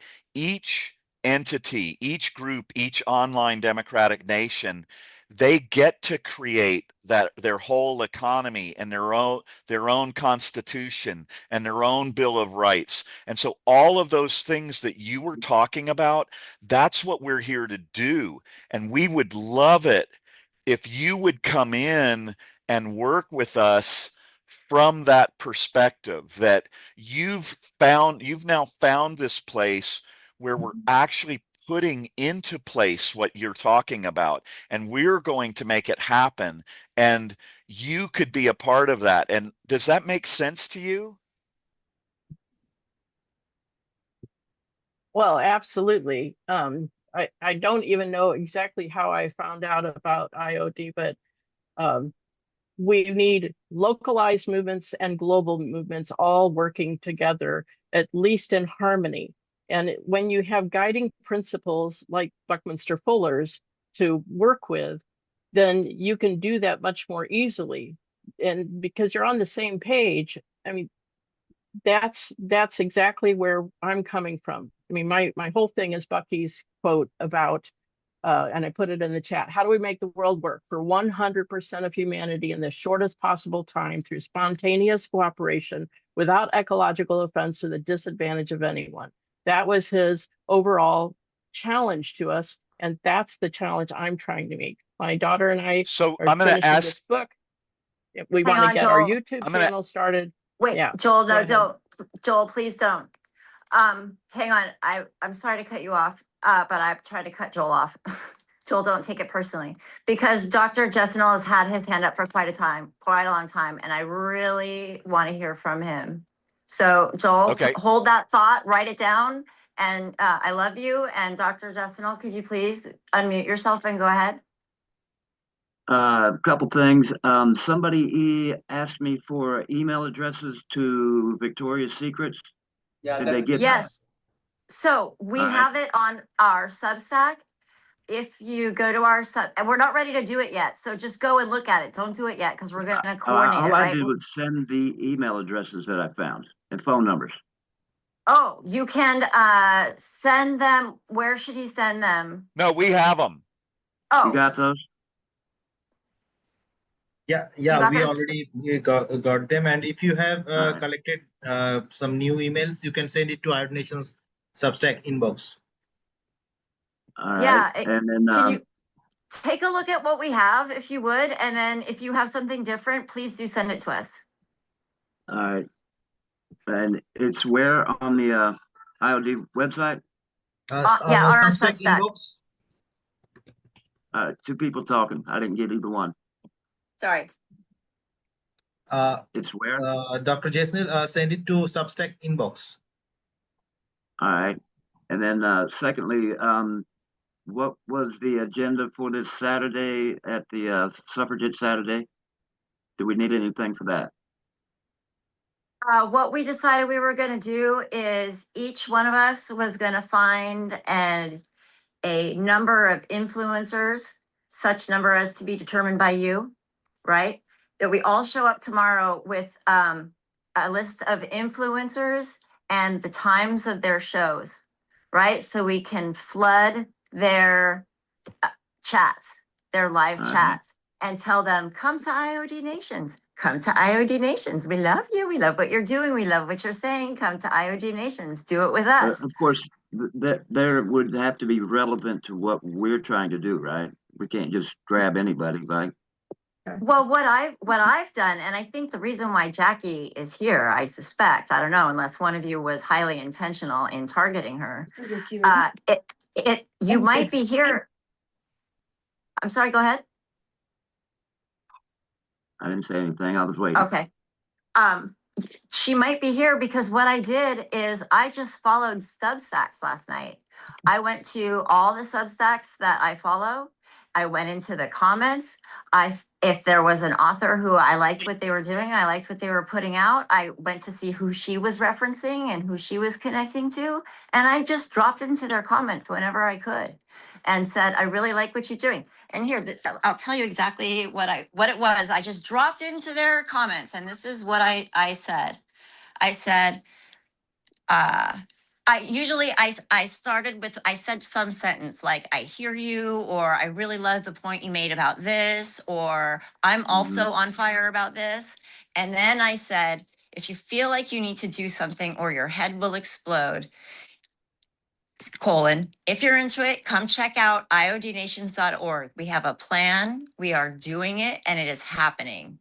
And then I put 3 fire signs and I said, fuck those motherfuckers. And that's what I sent that to, like, I don't know, 50 women last night, and men, 50 women and men. And I just wanted to see who would show up. Right. And I'm going to keep on doing that. And then what I did, the other thing is I read their comments. And if a woman said, I'm terrified and I don't know how to look at my children, and she got the most responses, or it struck a particular chord in me, I would reach out to her personally and I would say, I am at where you're at, and this is what I'm doing. Come join me. All right, I got you. And lastly, before I mute myself back, I've got a lot of resources. Does anybody need me to get anything for them? Any information? I've got a ton of files from the Epstein files, some that are not in circulation anywhere. Is there anybody that would like to have that? Yes. I'm sure there is. I'm Tell me sure who there sent it. is. And I I've got last about night, 8,000 pages of stuff. oh my God, dude, you know what happened last night? While I was tooling around, I reached out to this woman who's working on the Epstein files, right? Because that's kind of my jam. And I think that that's the thing that's going to bring these fuckers down. So I found this woman who is in direct contact with Congresswoman Summer Lee. And All right. she is working with Robert Garcia and what's his face with the terrible hair? Jamie, you know who I'm talking. Yes, thank you, Jamie Raskin, the guy with the terrible hair. It's better now though. God, it was so bad. Do you remember when he would grease it back? Anyway, Ellie, I'm so excited to see you. Oh my God, you're my fucking hero. So this is what I've been trying to do. I've been trying to reach out to you guys because we're all in our separate canoes, right? And we're paddling furiously against the stream, feeling hopeless, but feeling like we have to do fucking something because it's all slipping away right in front of our eyes, right? We need to get in the boat together. And what I'm suggesting to you is that IOD Nations is the boat, right? And if we can pull women in like Ellie, right, who has a direct line to Congress, or this woman, Ashley, that I met online, who has a direct line to Congress, this is how we make it happen, you guys. This is what I think. And this is how, and then we pull in a fucking jewel like Julie Andrew. How lucky are we to have her in our mix, Candace right? Owens, What? maybe. Wow. So this, you guys, this can take off right now. You understand what we're saying, right? Do you feel excited? My philosophy on that is slow is fast. Go slow. Make sure you do it right and don't fuck it up. We might just Exactly. be able to. Yeah. Slow and steady. So exactly. There was a lady here, I think her name was shown as her iPhone, and I think she was trying to speak. Did we lose her, or is she still available? Let me find her name. Hang on. So for those of you She's who are not just here. Yeah. Yeah, I think she And just left. we stopped Jackie when she was talking, so I think we should start from her. You guys, I'm so excited that you guys are in contact with Lev Parnas because I think Lev Parnas, Zev Shalev, and Ellie Leonard deserve an American Medal of fucking freedom because you guys are going to save the world and we are here to help you do it. We're going to do it together. And I'm going to pee my pants in a minute. I'm so excited. Joel, say something. Okay, so Jackie, you were talking about this common theme, okay? The common theme of IOD Nations in my book and the Meritocracy Manifesto and in my mind as I've laid all of this out is really this simple, okay? If you aren't pro-democracy, then you aren't pro-democracy, okay? So the message that is going to be in these emails that are going to go to Victoria's Secret say,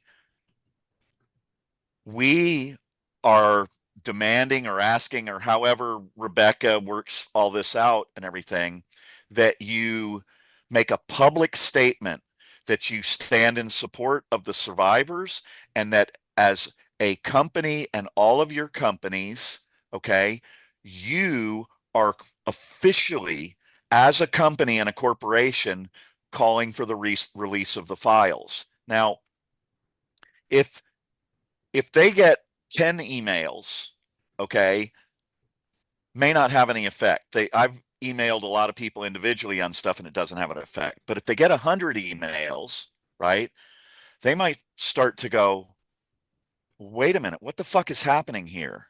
Who are these 100 people who are sending us an email telling us what we have to do? And then we have the next show and we get our article together and we've got all of this organized, and women are seeing, hey, we're sending a message to Victoria's Secret, and it's not a blank message. if we get enough people who send this message and take a stance on it, it's going to reach a point where financially Victoria's Secret and the investors believe they have to start to respond. But what's more, and this is what I try to, when in my shirt, it says, make democracy offensive, not anonymous. Sun Tzu said the supreme art of war is to subdue the enemy without fighting. And what Sun Tzu really meant was the supreme art of war is to subdue the enemy without violence.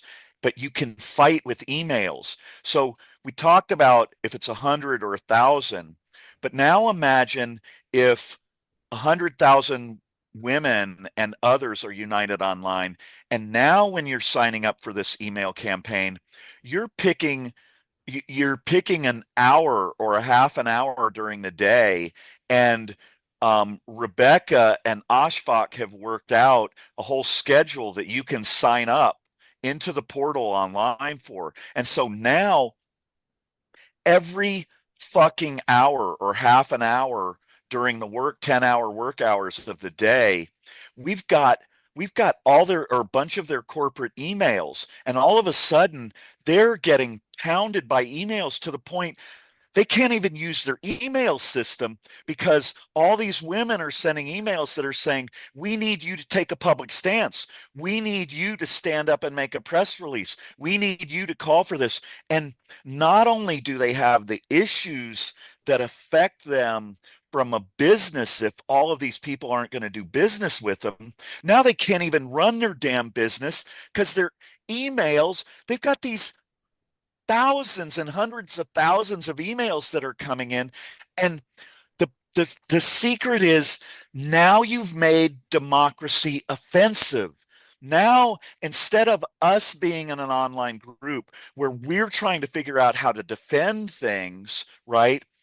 They're in an online group with these other oligarchs and these other powerful people, and they're saying, what do we do? How do we defend against this? What if they come for my company? Who's next? And Rebecca's over there with the women's group, and now they've got a hat or a bucket with the names of 20 companies, and they list all 20 companies, and they say, guess what, motherfuckers? You better come out with a public statement, or next week we're going to choose a name and we're coming after you next. And they're going, oh my God, what if they come after us? And now the whole power structures and the whole dynamic shift, and those 20 companies that are in the hat, if you have to resort to drawing one, you do it. But you're going to reach a point where now they're going to come to you and they're going to say, how do we get our name out of the list? How do we prevent you from coming after us? And now we're the ones on offense. They're the ones responding. We're the ones driving the message. We're the ones who are in the news. Instead of reading about Trump and what he's going to do, the news is going to say, guys, there's this group of 100,000 women, and they're targeting these companies associated with Epstein or whatever, and they're crushing these bastards. What's going on? And so that's the evolution where this can go. But we need you to do the anonymous, the Democracy Not Anonymous 3-step program. Go to iodnations.org. Click on there and join it, and then find something or share something you want to get involved in. Go ahead, Rebecca. Thank you very much. So for those of you who are later coming into the group, already at the iodnations.org Substack, we have our letter to Victoria's Secret written. We already have it written. We also have all of the email addresses. It's already prepared. We also have a video that I made with the guys that just sort of talks about like why I'm doing what I'm doing. And so what we're going to do is tomorrow we're going to get together at 2:00. Rakesh just dropped it into the chat for those of you who are in Zoom. Thank you, Rakesh. So we're going to get together tomorrow, and we can decide do we have enough people to do this already? Or do we need to get more people? And if we want to get more people, who are the people that we're going to get, right? So we're all going to come prepared with a list of the people that we want to go after. I see you, Jackie. And we're going to talk about that tomorrow and figure out our strategy. And when this is all ready to go to Victoria's Secret, all we have to do is pull the trigger so we can decide collectively how we want to do that. And we can decide, do we want, who's next? Do we want to do that next week or do we want to do that fucking tomorrow? Right? So we get to decide that as a group. And like I said, I don't have to be the leader. Anybody can be the leader. And the last thing I want to say for those of you who are coming on late, one of the reasons that I love the idea of Victoria's Secret is because I can't even tell you how furious I am that I put their products on the most private parts of my body that had already been violated when I was 4 years old by my grandfather. And not only that, but I took my daughters there to get their first bras. I took my daughters there. And guess what Victoria's Secret was? They were trafficking kids and drugging them and raping them and maybe eating them, for sure killing them. That's what they were doing. And all of these motherfuckers knew. If you guys haven't seen The Daily Beast with Joanna, she interviewed Anand Gurdash, what do you know his name? The guy with the hair, right? The ink on Substack. And I love him. And he was talking about this email exchange between Epstein and this German philosopher. And Epstein said, what's your opinion of me? You know, and instead of telling him what his opinion was of Epstein, he explained to him what the public perception of him was. And he said, well, if I look you up on Wikipedia, it says that you're a sex offender. And everybody knows that about you, but we don't really look at you as a pedophile. We look at you as and I can't remember what the term is, but it's a term of art, right? A defensive term of art for pedophiles who like older girls, right? Versus little girls. And he said, I think you're one of those, you know, and we all just know about that and have to deal with that part of your life. We all just know. And it is very interesting to me as a philosopher to watch men compartmentalize that when they deal with you, depending on their power relationship, power dynamic with you. It's a really fascinating interview, you guys. And it shows that all these guys knew. There's no way that they didn't. It was common knowledge. And the other thing that I wanted to say about that is that one of the comments that the guys made to Jeffrey was, I noticed that you are attracted to young women and older women as well, but you don't seem to like women very much. And Anand said he published that article and he got more responses to that line than he has ever received because all of the women wrote him and said, yeah, welcome to my life. Yeah, I get that from my dad. Yeah, I get that from my husband. Yeah, I get that from my kids, my sons, right? And it made him heartbroken. And I really like it because I think it helps you guys understand this emotional earthquake that we women are going through. You know, so many of us have our own stories, right? And so we've had to react defensively our whole lives and made our lives so small so that we could stay safe.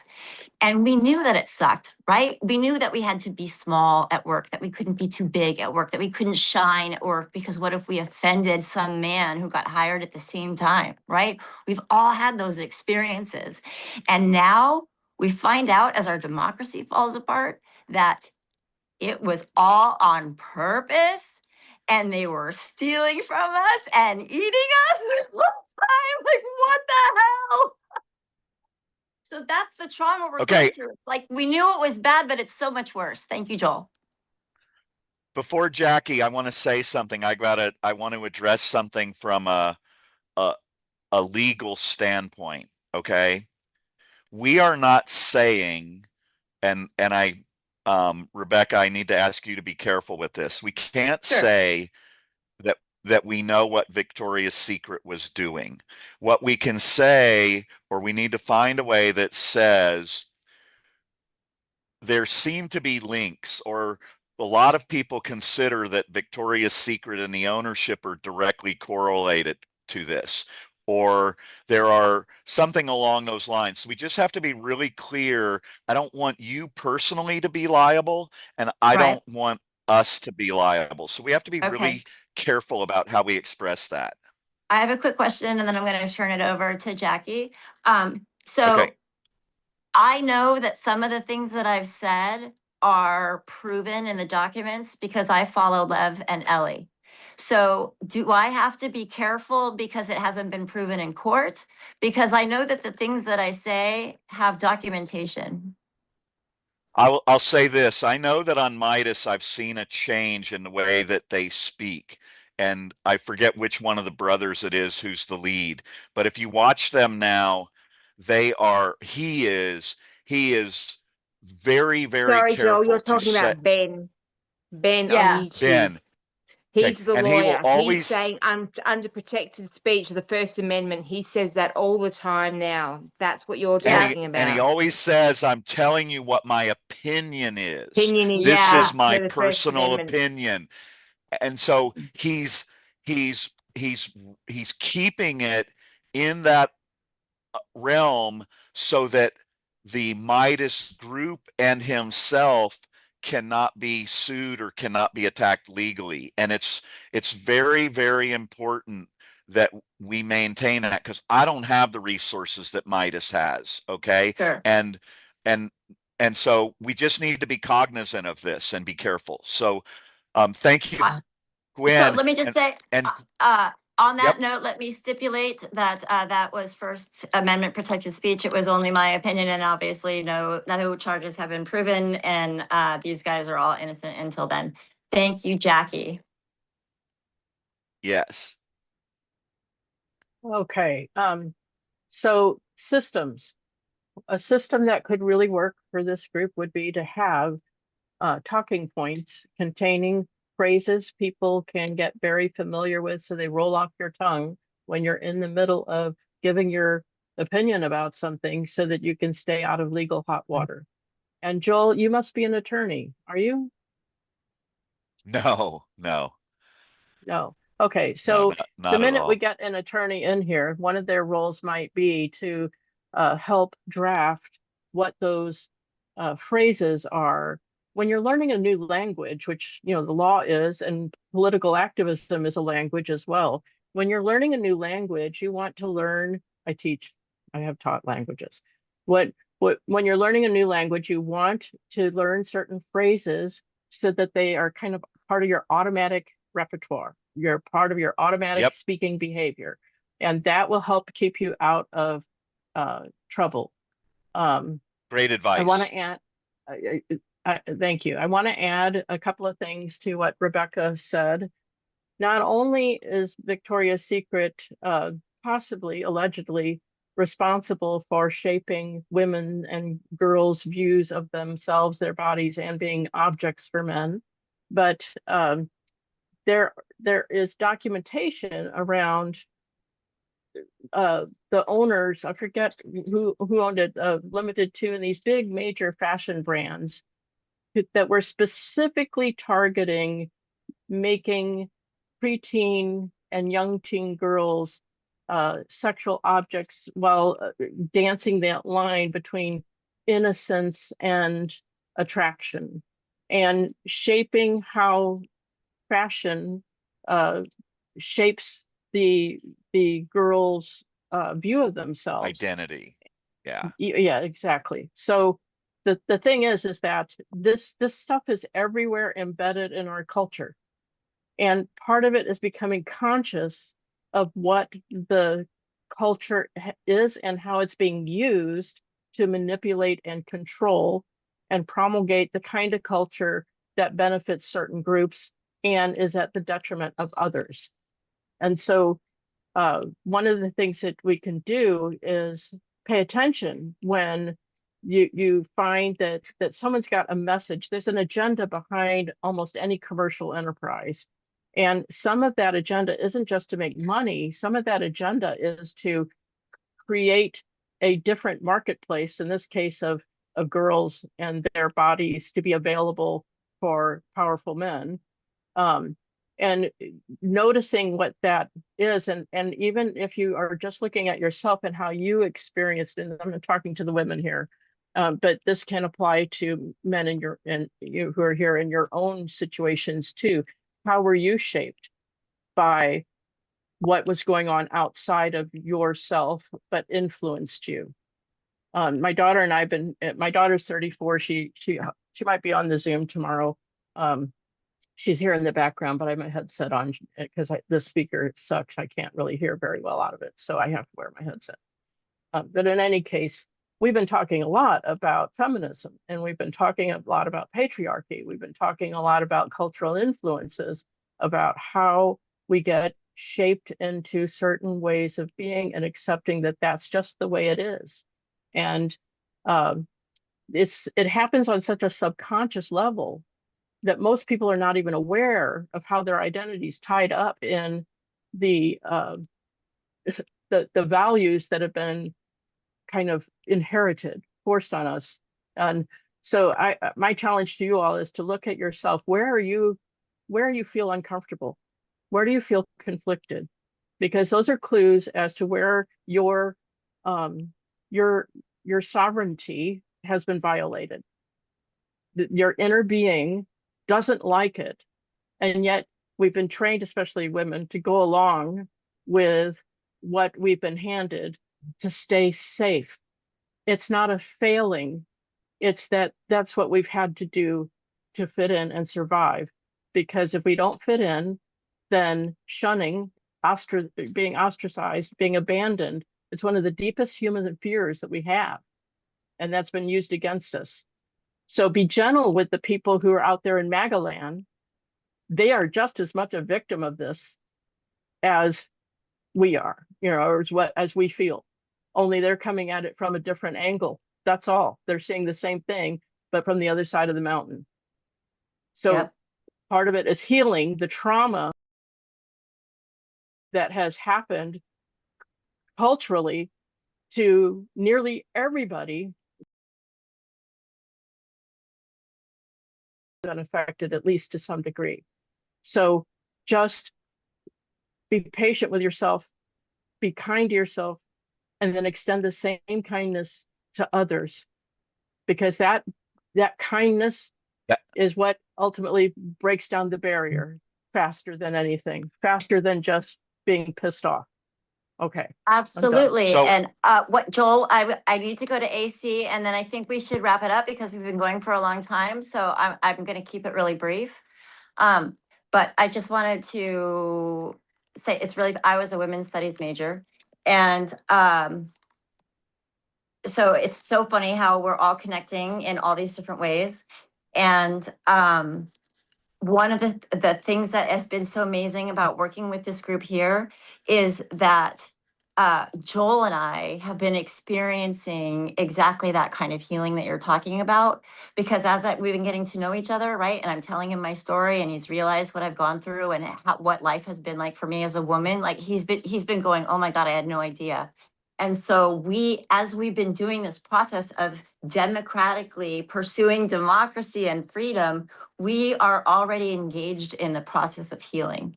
And that is what makes me so excited, because I believe that we have to come at this from a place of love. My Alcoholics Anonymous tradition tells me that love and tolerance is my code. And after I came out of the first Trump administration, I realized I couldn't just love and tolerate the people I agreed with. that was not the commandment. And that if I am actively hating those fuckers, I'm contributing to the problem, right? And so I had to lead with love. I had to lead with love, and I'm doing that with you now. I hope you guys feel it. When I reached out to you, exactly. And when I reached out to you in your text messages, I was feeling the love that I have for you as I was reaching out to you, and I was connecting with your pain and that sense of dislocation that we all feel. And I tried to offer hope. And that's what we can do together. And that's what is so exciting about what Joel has to offer. AC, would you please share? Yeah, so I just put it out in the chat. So I was talking to some other women on this, and the fact that Les Wexner owns Victoria's Secret and Bath and Body Works, and that he's in the files quite a lot. And there's a lot of allegations of what he did. And after all those allegations, I believe the women, and I don't believe him. And so what you're looking to do is contact the Victoria's Secret. And I was like, well, we could, I don't know, put out mass emails and boycott Bath and Body Works and Victoria's Secret. And then someone brought up about justice and about how the allegations were that they had cameras and that they were using that to watch these little girls, along with, there's other allegations of a lot of these, one of the massive companies that worked with children, taking pictures of them for their schools, that they had connections to Epstein, and it was basically using it as a catalog. Anywho, and then we went into the whole thing, Jackie was going into capitalism and how there's all these, and when you look at that, Rothschilds are all over the Epstein files. JP Morgan is in the files. Deutsche Bank and other banks were allegedly, laundering the money, and they're paying off people in the lawsuits, but they're not going to prison, which they need to go to prison. Anyways, but my thought process is, well, there's two. One, we could boycott, right? Have mass emails boycotting people so that they don't use Victoria's Secret, they don't use Bath and Body Works, and they don't use Justice, and put some of the information of the allegations in the files in there. The other thing is why don't we do mass filings to all these different countries to ask them, since all these different people are in the files, and this is a lot of capitalism, and there's the allegations of money laundering and all that, why don't we ask these different countries, can you pull all your retirement funds from Deutsche Bank, JP Morgan, Rothschilds, Vanguard, State Street, and BlackRock? If at mass levels retirement funds, they pull that out, I wonder if we don't, in a nonviolent way, make a difference. Anywho, your Exactly, thoughts? AC.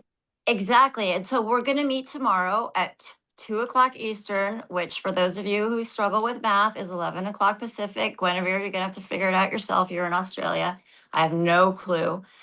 That's what time we're going to meet. And that's what we're going to figure out. We're going to figure out, how do we want to do this?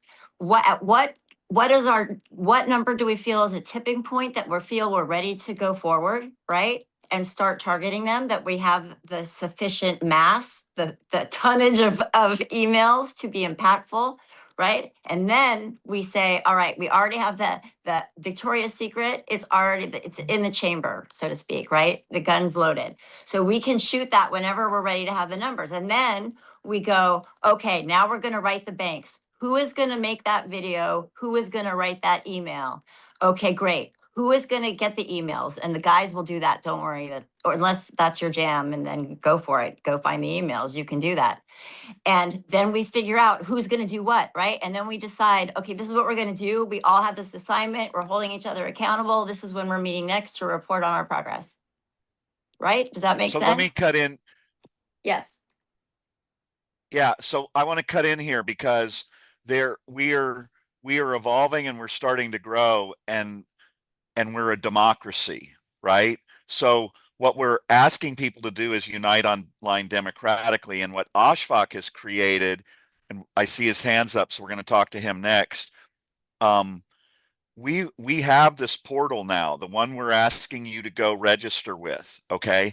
And the way that Taiwan and Barcelona are doing this online integration of the democracy with the government, and in essence, you guys, whatever group it is, and whatever we are as a whole, we are forming an online democracy. So that is the core of what we are. Everything about, I spoke to Jackie earlier, the core message, the core thread that holds all of this together is that we're pro-democracy, because that's what is the common thread that brings people together. And so my point to AC and to you, Rebecca, would be this: we've got to start moving as this is going to grow. And the way it's going to grow is we've created this portal, and you'll be able to go in and submit your idea to the group.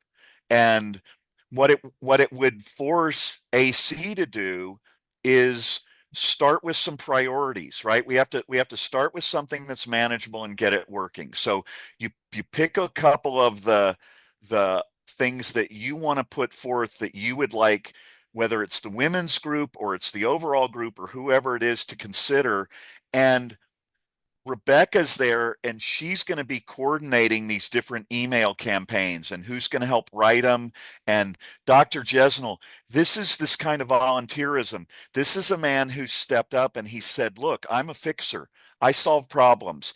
And I asked him, can you, if I want email addresses from someone, he goes, oh yeah, no problem. I can get them for you. So we come up with someone that we want to target with emails, and we say, hey, Dr. Jesnel, can you get those email addresses? And so far, his help for the women who are here and everybody who's here, he gets the email addresses. And then the group says, you know, these are the email campaigns that we want to get. And maybe AC takes one that's really close to her heart, or Karma does, or whoever, and they create the email template, right? And we look at it because it's going to have IOD Nations on it, okay?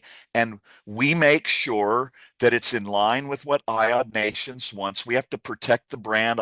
We've got to be protected legally, right? But we want to promote IOD Nations because ultimately, the more people we get united online democratically, the stronger and more effective and powerful and influential we become. So we have this process beginning, and I know we're not quite there yet, but keep in mind that that's the evolution of this, and that's where it's going to need to go, so that it's a democratic process. It's manageable. Rebecca and Draco can help hold these email campaigns together and keep them functional and make them so if you want to participate, you can just come in and copy and paste, and you can add your own little edits to it, and boom, it's quick and it's easy. And even if you're, you know, full-time job and a mom, you know, we're trying to make it where if you can't come to the Saturday thing, still in 10 minutes, you can click on the IOD Nations, you can look at it and go, oh shit, I want to be a part of this email campaign. Boom, I copied and pasted the email addresses. Boom, I copied the template. Boom, oh, they're trying to get everybody to send it on Monday at 10 o'clock or between 10 and 11. Well, I'll just schedule that in my email, and it goes out. And that's the structure and the where we're trying to move forward, I guess is what I want to say. Go ahead, Ashfaq.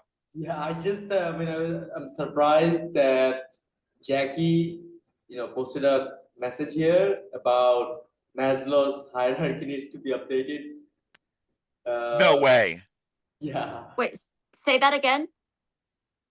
Why don't I just explain? Wait, Jackie, Viktor I apologize. Go ahead. Viktor Frankl and later thinkers added to Maslow's hierarchy of needs the layer of contribution, giving back, or what many call self-transcendence. And it's actually the higher need above self-actualization. So when we get to self-transcendence, we actually enter the realm of the ecstasy of transformation, which some have called the highest pleasure that we can have, because you're not transforming just yourself, you're helping to transform the world and make it a better place. So yeah, so I would mention that on the About page, simply because not everybody is thinking beyond the self and self-actualization, when really what the movement is about self-transcendence and being in relation with all that is around us, everyone else, and the planet, the universe. So Jackie, Draco, are you ready? You know what I'm going to ask for, right? So Jackie, this is my modified Maslow's pyramid, and I'll tell you why. If you can see that. So if you look at the pyramid, I put freedom, mobility, and democratic rights down as foundational below physiological needs of breathing, food, water, shelter, clothing, and sleep. And there's a reason for that. In my meritocracy manifesto, I did a Q&A with AI. And one of the questions that I asked AI is, I said, can you give me a comparison? If I'm a human being and I'm living in a more authoritarian country or society, compare my ability to get both volume and quality of air, food, water, shelter, clothing, and sleep. And then I said, compare that to a person who lives in a free and democratic society. What's the quality and the quantity of air, food, water, shelter, sleep that they can get? And what I realized is those of us who are fortunate enough to live in a free and democratic society, we have twice the access to air, food, water, shelter, clothing, and sleep that people who live in authoritarian regimes.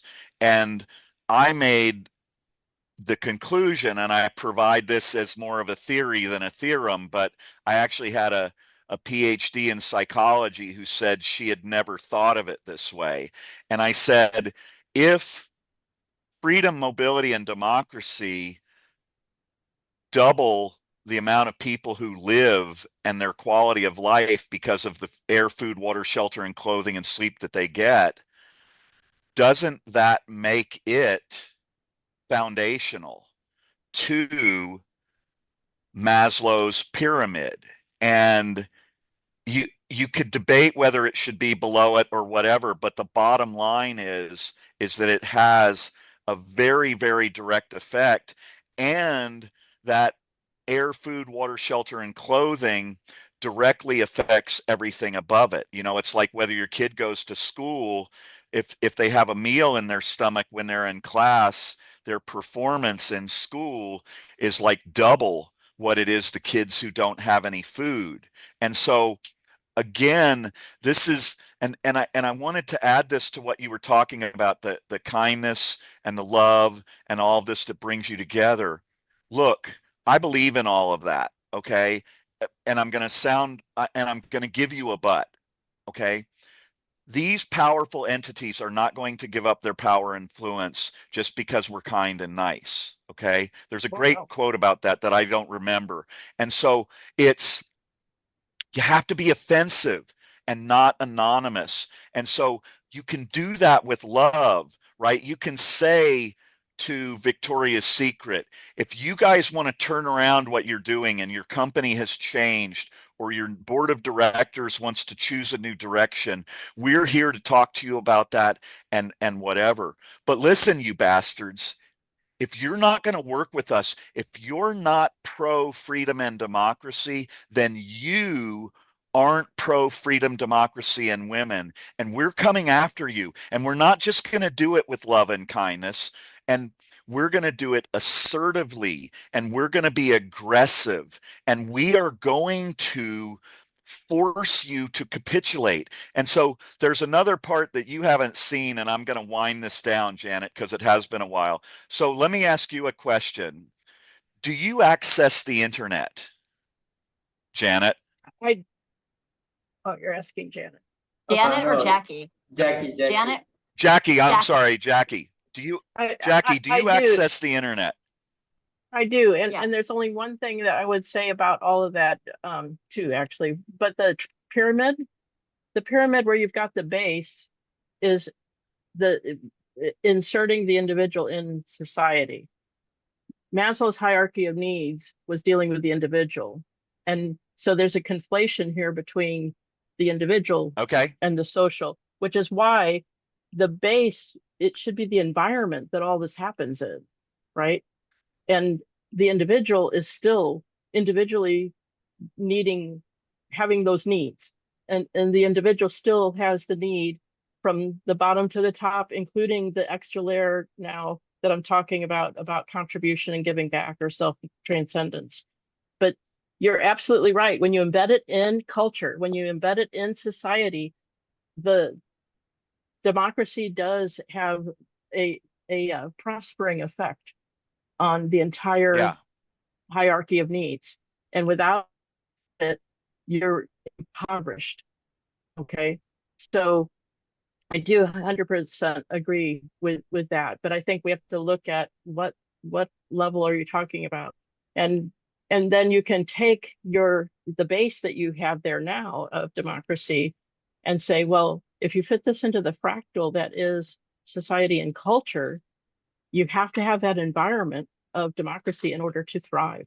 And I will also say that it is not necessary to be offensive to be strongly assertive. I think Well, you mean see, And be technically very offensive. assertive and get where you need to go. No, I mean both, right? So, I mean, offensive is tactically, right? You always, I believe in yin yang. So, offense, defense, love, hate, black, white, da da da da da. But my point is, I'm a bit more aggressive as a personality, okay? And so in this democracy, there needs to, and I would look to say AC and Karma, right? They are young and they are passionate as hell, and they want to make something happen, man. They're like, God damn it, we've got to fight back and all of this. And so it's the yin yang of it, okay? It's the balance, and both of those qualities are going to be required. And you and Rebecca and Draco and Ashfaq and Rakesh, you might gravitate a bit more towards the love and the comfort and the collaboration and all of those aspects. But from a nature standpoint, and I'm certainly not trying to speak for Karma and AC, but I've gotten an impression from them, and I know other people who are more like me. I'm like, I'm sorry. I'm done. I want to go fuck with you a little bit. Okay. I want to make you uncomfortable. And um I might some of what I might choose to do might be offensive. And there's a place in this democracy for that, right? If somebody sees this campaign that's a little bit more aggressive than other people think, but for us as IOD nations, we agree that it falls under this umbrella, that's their choice. This is their democracy too. And I don't want them, I want people to know that we believe in offense and defense. And when I say offensive, I very specifically mean it as a double entendre, right? It is offensive as in going forward and attacking. But I do this thing where I make, some slightly offensive jokes that some people won't like. But if it's kind of that, any publicity is good publicity. My whole existence right now, to a certain extent, is about getting people united online democratically. And if I have to offend some people and it ultimately helps reach that goal, I don't just think I'm okay with that. I think I'm compelled to do that. And so, and I realize you or Rebecca or Ashfaq might, or Draco might disagree, but we can work that out. Go ahead, Ashfaq. Yeah, so it's been quite a long show. So actually, Yes. I want Jackie's full attention because we have built a platform. I mean, you can call it a platform or app where ordinary citizens from around the world can come in and take actions. So in Taiwan, they did it for Taiwanese people. In Barcelona, they did it for themselves. But in IOD nations, we did not have this barrier of locality. It's a global thing. So I'm going to share my screen with you and show you our app a little bit. So this is a beta app. We are still learning, trying to develop it, make it work. We would be needing some inputs from you guys. All right, so let me know if you can see my screen. Yes. All right. No. Okay. So what about now, Rebecca? No. Okay. Karma, can you see it? Can you see the screen? Rebecca, Harvey? you need to change, Rebecca, can change see your it. view. You're on mobile. Oh, thank you. I got so it. Switch over a screen and you'll get it. I got it. Thank you. Okay, so this is our website. It's just basic description of what's going on, what we're trying to build. If you click on the join movement, this is a simplest way you can join in with just one click. You can sign in and be a part, like tell us what you care about. Okay, so you have the Epstein Survivors campaign, other email campaigns, volunteers, ideas, social media, Substack updates. You can pick any of those, okay, or just don't pick any of. Actually, we are going to update it. So Rebecca wanted us to have a box where people can actually write something. So we will definitely add that. If you want to add something, you can let us know and we will work on it. So this is just this is one of the ways to connect with us. Okay, now I'm going to show you another thing, which is the Civic app that I was talking about. So this is about structure. Usually governments follow a one-way communication system where they send out messages or their news to us, and we, the ordinary people, don't have a voice to share with, and that's why this app exists. So for now we have a few actions, like this one is a vote. We need like 25,000 people, only 7 people voted. It's about the release of Epstein file, and only one person can vote. We are thinking about if we can allow people to edit. So right now, if you vote once, it's locked. So do we want to enable people to change their mind? That's a discussion for another day. I'm just going to move back to, and then we have another action, a petition. Sign the petition, ban stock trading for Congress. So you have the context, some sources to learn more about it, and you need to decide whether you want to sign the petition or not. So if you sign it, you'll see that like people from 3 countries signed this petition, total 8 participants. And then we have like 8 total. I mean, this is just graph. We are still building. We can see that 4 people from United States, 1 people from Canada, 1 from UK voted on this issue. And then we have a social media platform, but I'll come back to that later. So this is all the actions. You can stop, Virginia's law, come here, start, do the email campaign. You can just hit this button. And if you are on your phone, it'll pop up with everything written, and you just need to hit the send button. That's how simple it is, okay? So now let me get back to show you where you can submit your idea, okay? So this is one that I posted to test things out. You can click on see all, or just hit the idea button from here. You have actions, ideas, and something called profile, but it's hidden because of this chat. So let me close it out. All right. So now Joel gave me some input, and last night we updated it. So when you come to submit, we have 2 sections. One is, do you want to address a social issue or an action? You want to do a march or a petition? You click on this tab. You write your title, you write your description, you tell us whether this is just an idea or you have done some work, it's in progress, or it's a well-established idea.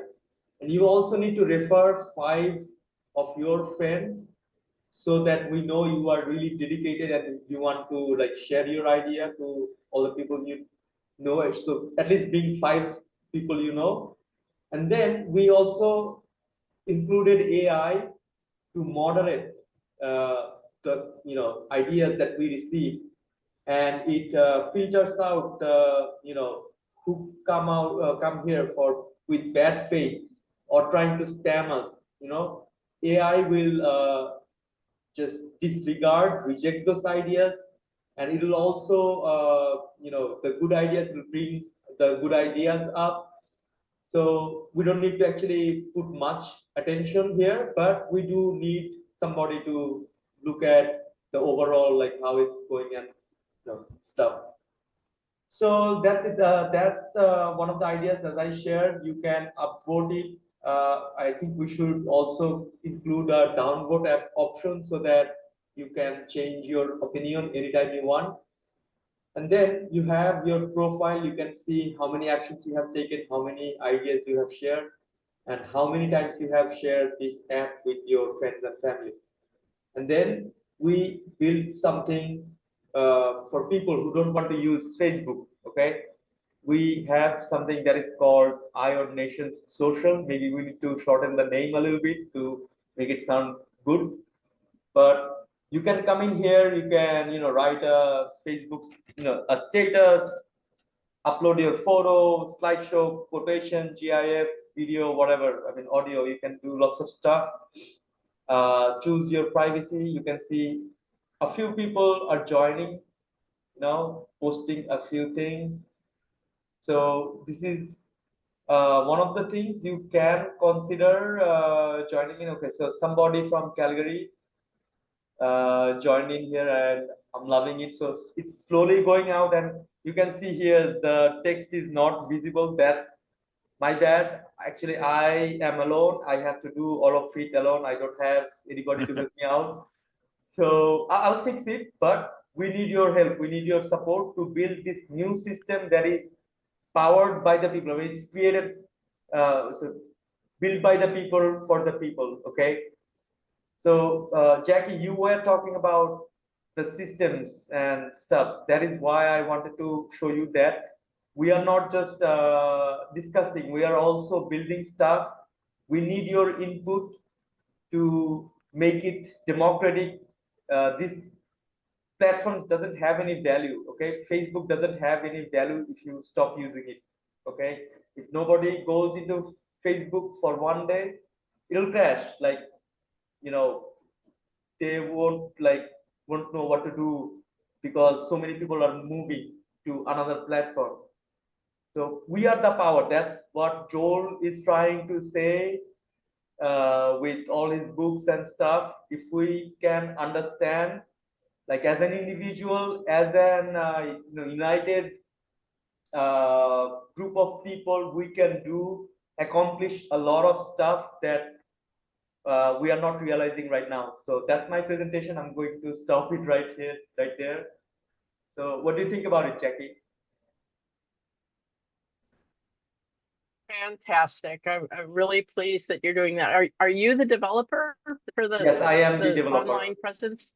Yeah. Well, you're doing a wonderful job. And Thank you so much. speaking as a systems person, I'm not a computer scientist, Not me, but me. I'm a systems person. I'm just an ordinary guy. I feel this like strong urge or willingness to do something good, and I've been doing it alone. I cannot brainstorm with somebody. I mean, it would be really nice if I could brainstorm with somebody to build actually something that Can I creates just value. interrupt really quickly? You just said you were an ordinary guy. I'd put EX before the ordinary, so that you're extraordinary actually with what you've Jill, been let me tell doing. you something. Yeah. He's worked with me for 10 years, and that is absolutely impossible for any ordinary person to do and retain their sanity. He is Okay. extraordinary. Well, I beyond- found myself saying maybe I do have good patience. That's all.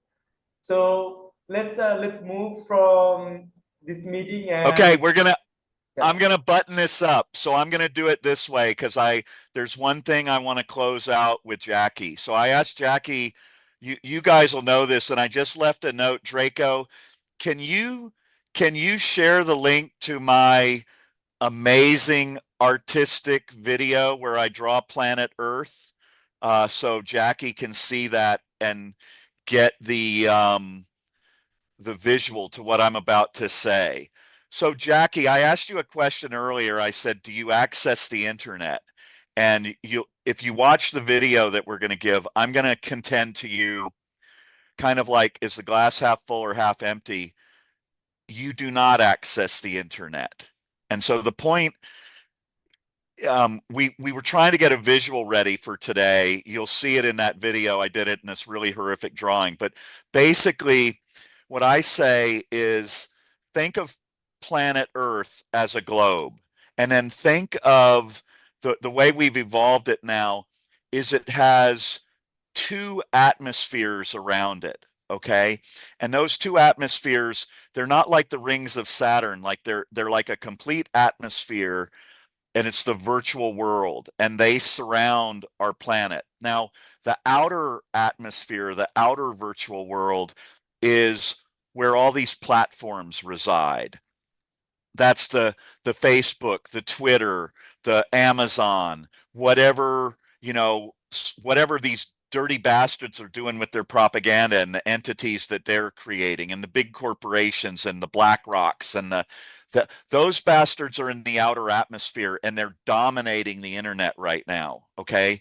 The decline in freedom and democracy in the world directly correlates to the advent of the internet. They're completely inverse of each other. They match each other. But this inner environment that is around the planet, that's us. But we're like this commodity. They've got us trapped between the governments and the corrupt systems on the planet that don't work. And then they've got this outer virtual world that they're starting to control that doesn't work. But none of them can function without us. They need our money. They need us to buy their products. They need to get their propaganda to us and everything. But the thing is, we are the internet. That part of the environment, that's just us humans. So what I say, and this plays, this is a perfect metaphor for what you said about offensive. In that video I look at the screen and I say, we do not access the internet. We are the internet. And without us, they ain't shit. Okay. They cannot function. Those platforms are almost worthless if they aren't milking us and commoditizing us, which isn't a word, right? But we're allowing them. We can simply put up filters, and we'll have a visual for that. And we can say, if your AI isn't demonstrably pro-democracy, it doesn't get through our filters. Okay, without being filtered. If your corporation isn't pro-democracy, right, you don't get direct access to us. You have to go through filters because we're the fucking internet. Without us, you ain't shit. Go ahead. We'll end on Jackie's comment. I just want to say that this is where we really have to look at lip service, what people say, and what their behavior is. Because the corporate messaging is so honed by neuroscience today that what they say, because it jives with what we want to hear and how we hope the world works and what we see ourselves as our individual identities and our community identities, our tribal identities, that fits into our need to belong. It fits with our emotions. I love your puppy. I had to put my beloved 15-year-old to sleep. That's Bucky. Well, that's Bucky Fuller. Give him an extra petting for me, please. Okay. Okay. And Karma was saying he probably needs some food and water. Go feed your dog, Joel. Yeah. Bucky is very well taken care of. Go ahead. All right, let's wind this down. This point is really important though, because when you're dealing with people who are out of integrity, whether they're narcissists or addicts or whatever their issue is, when people are out of integrity, they will say one thing and do another. And we are trained from a young age to listen to what people say and then be shocked when they do something different. and we don't know how to respond, and that sends us into fight or flight, which in my book, I explain how that leads to greater suggestibility. It makes us more vulnerable to control and manipulation. And it's because of how our brains and our physiology work, and then what the mind does with that sequence of events when we go into fight or flight or freeze, or the other three survival mechanisms. But my point is that notice the difference between what people say and what they do, whether it's a corporation and what their messaging is and what their behavior is under the table where people can't see it because we don't have access to their financial records, or we don't have access to, what's going on behind closed doors, or the complete lack of transparency in the government, for example. What do people say, and then what do they do? Because you have to go by what they do, not what they say. So that's so important. I call it intent and action. Define what you say your intent is, and then show me what you're doing with action. My intent, this intent here for IOD Nations, is to unite the pro-democracy citizens of the world online democratically. And our actions are showing that we're doing that. We're not charging people to comment. We welcome people in here. The book is free. The manifesto is free. Do I need the money? Yeah, but the intent is fulfilled with action, and that action comes from Draco and Rakesh and Jill. You're going to be on in just a second because you're going to close this show out, and Ashfaq and these guys who are working with me and have been to make this happen. And it's why I've made the comment that I said, and I'm going to be so protective of the IOD brand, is you have to know when you deal with us at IOD what our intent is, and our actions prove it. And we're going to fight like hell to maintain that integrity. And when you come here, we're going to give you a way that you can participate and you can work with other like-minded people, and we can make things better. And that's just who we are and what we're going to do. Awesome. Thank you, Joel. So all right, Jill yes. is going to close out. Give her a close out, would you, when you're ready, Rebecca? Absolutely. Jill, can you unmute yourself and send us one thing, and then I'll see you guys tomorrow at 2:00 Eastern. Send you one Jill. thing. What? Yes. Jill, give us a brief breakdown and provide us with a link to your The petition. your passion project, your petition. Go for it. Yeah, so It's at all the on moment, you. yeah, at the moment, still on, I've started a petition which the guys have all signed, but it's sort of stagnated a bit, so needs really pushing. King and Queen are coming on the 27th of April to the USA to visit. It's a diplomatic visit. How you can have a diplomacy meeting with an absolute tyrant is beyond me. They won't be meeting with survivors, but they will be meeting with him in private meetings behind closed doors, whilst his brother is refusing to stand before Congress, even though it's been continually requested. And our Prime Minister has publicly said that he should go and testify, but he still will not. Our Met Police, our Chief of Met Police, we've got 11 different police forces looking and investigating Andrew. Our Chief Met Police Officer came to the USA not last week, the week before, to personally request the unredacted files because a formal request had been ignored. He's come away. We don't know what he's come away with. Now, normally here the police would say we're working with the US authorities or such like. We've not heard anything. So my guess is he hasn't, the visit has been fruitless. So we're not getting it. I looked up earlier, so there are now 7 other countries trying to get unredacted files. Latvia, Poland, Norway, UK, France, who have done I think now 2 raids on Elon Musk's properties over there. But you know, it's not just. I mean, a state visit is a privilege, and the one thing that the tyrant revels in is that ceremonious prestige that he will, you know, have on a world stage, and the message that that will send to survivors. And people keep thinking that because the king is addressing Congress, there will be opportunity to ask him things. There won't be. I can absolutely 100%.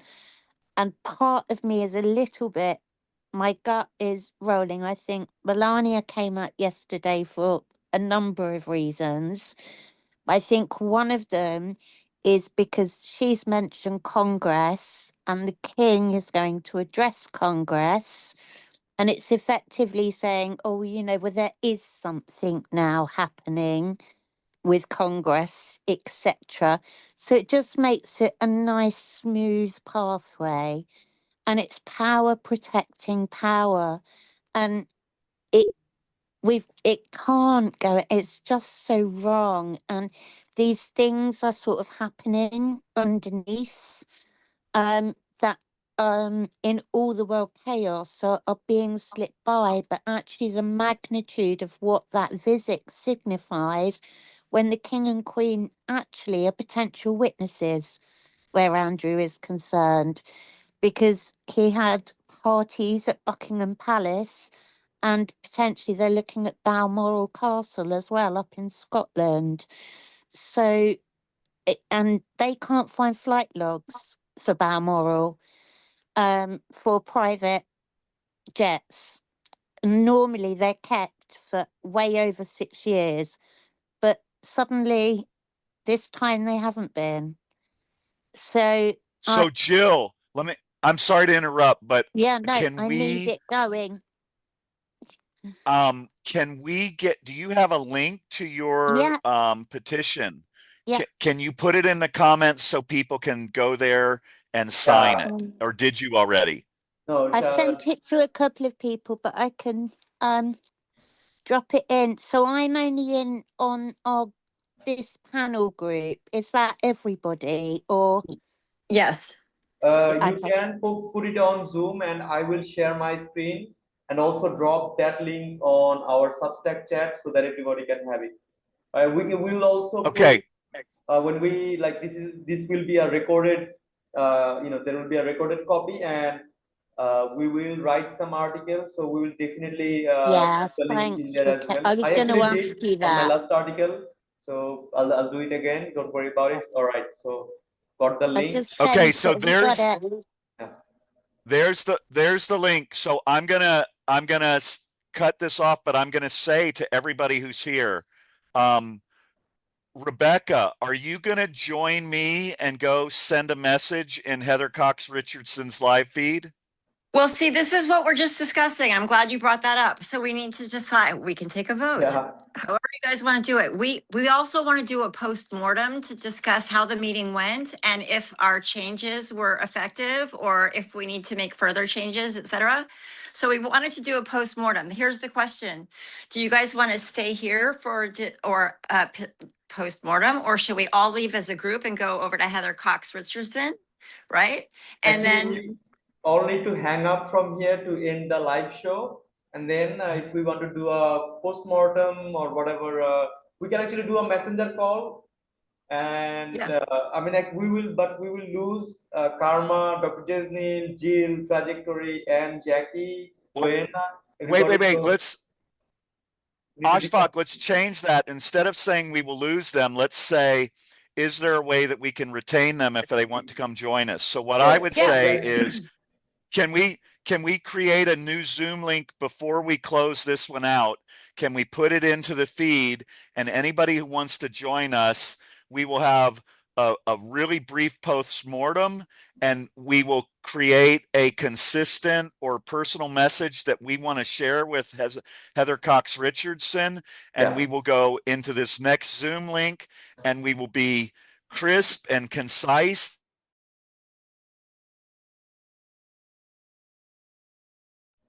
Okay, the host muted everybody. So Heather Cox start shows in 3 minutes. Let's end this show. Joel, you can unmute and finish this show.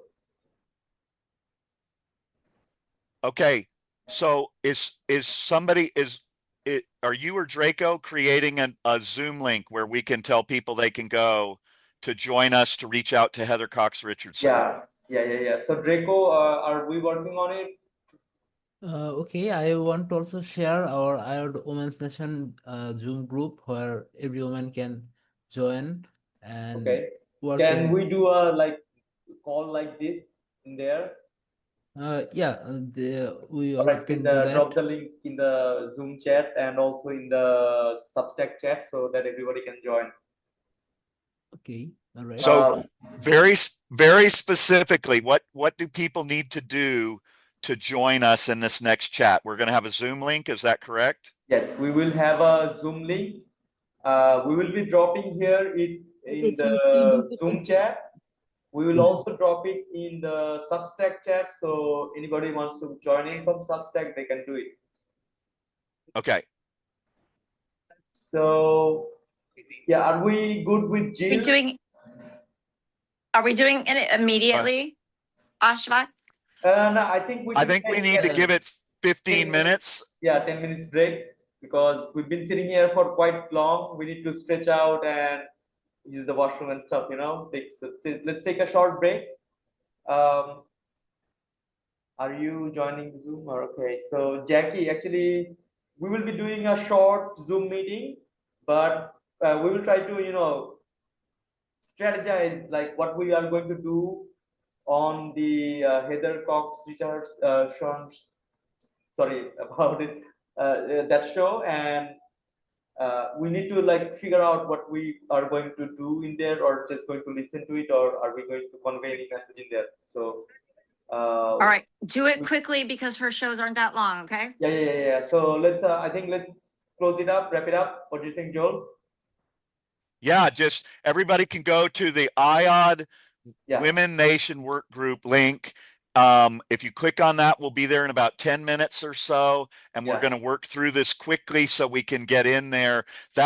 Doing the thing with Heather Cox Richardson, especially from a time frame standpoint, is more important than our after call meeting. I think if we're going there, we should get something done and make sure we get it done in a timely way, and then we can do the other stuff afterwards. That's my impression. I agree. We're going to be there. I second that. I second that. Okay. I'll see you guys in 10 minutes. Bye. All right. Bye-bye. Thanks, everybody. We love you. Thanks for being here. Yeah, it's nice really meeting Jackie and Gwen and all the other people who joined. Thank you so much. Yeah, I'm so glad to meet you, Jackie. Bye, everyone. Yeah. Nice to meet you all too. Bye, Doctor. Bye, Jill. Bye. Yeah. Bye, Gwen.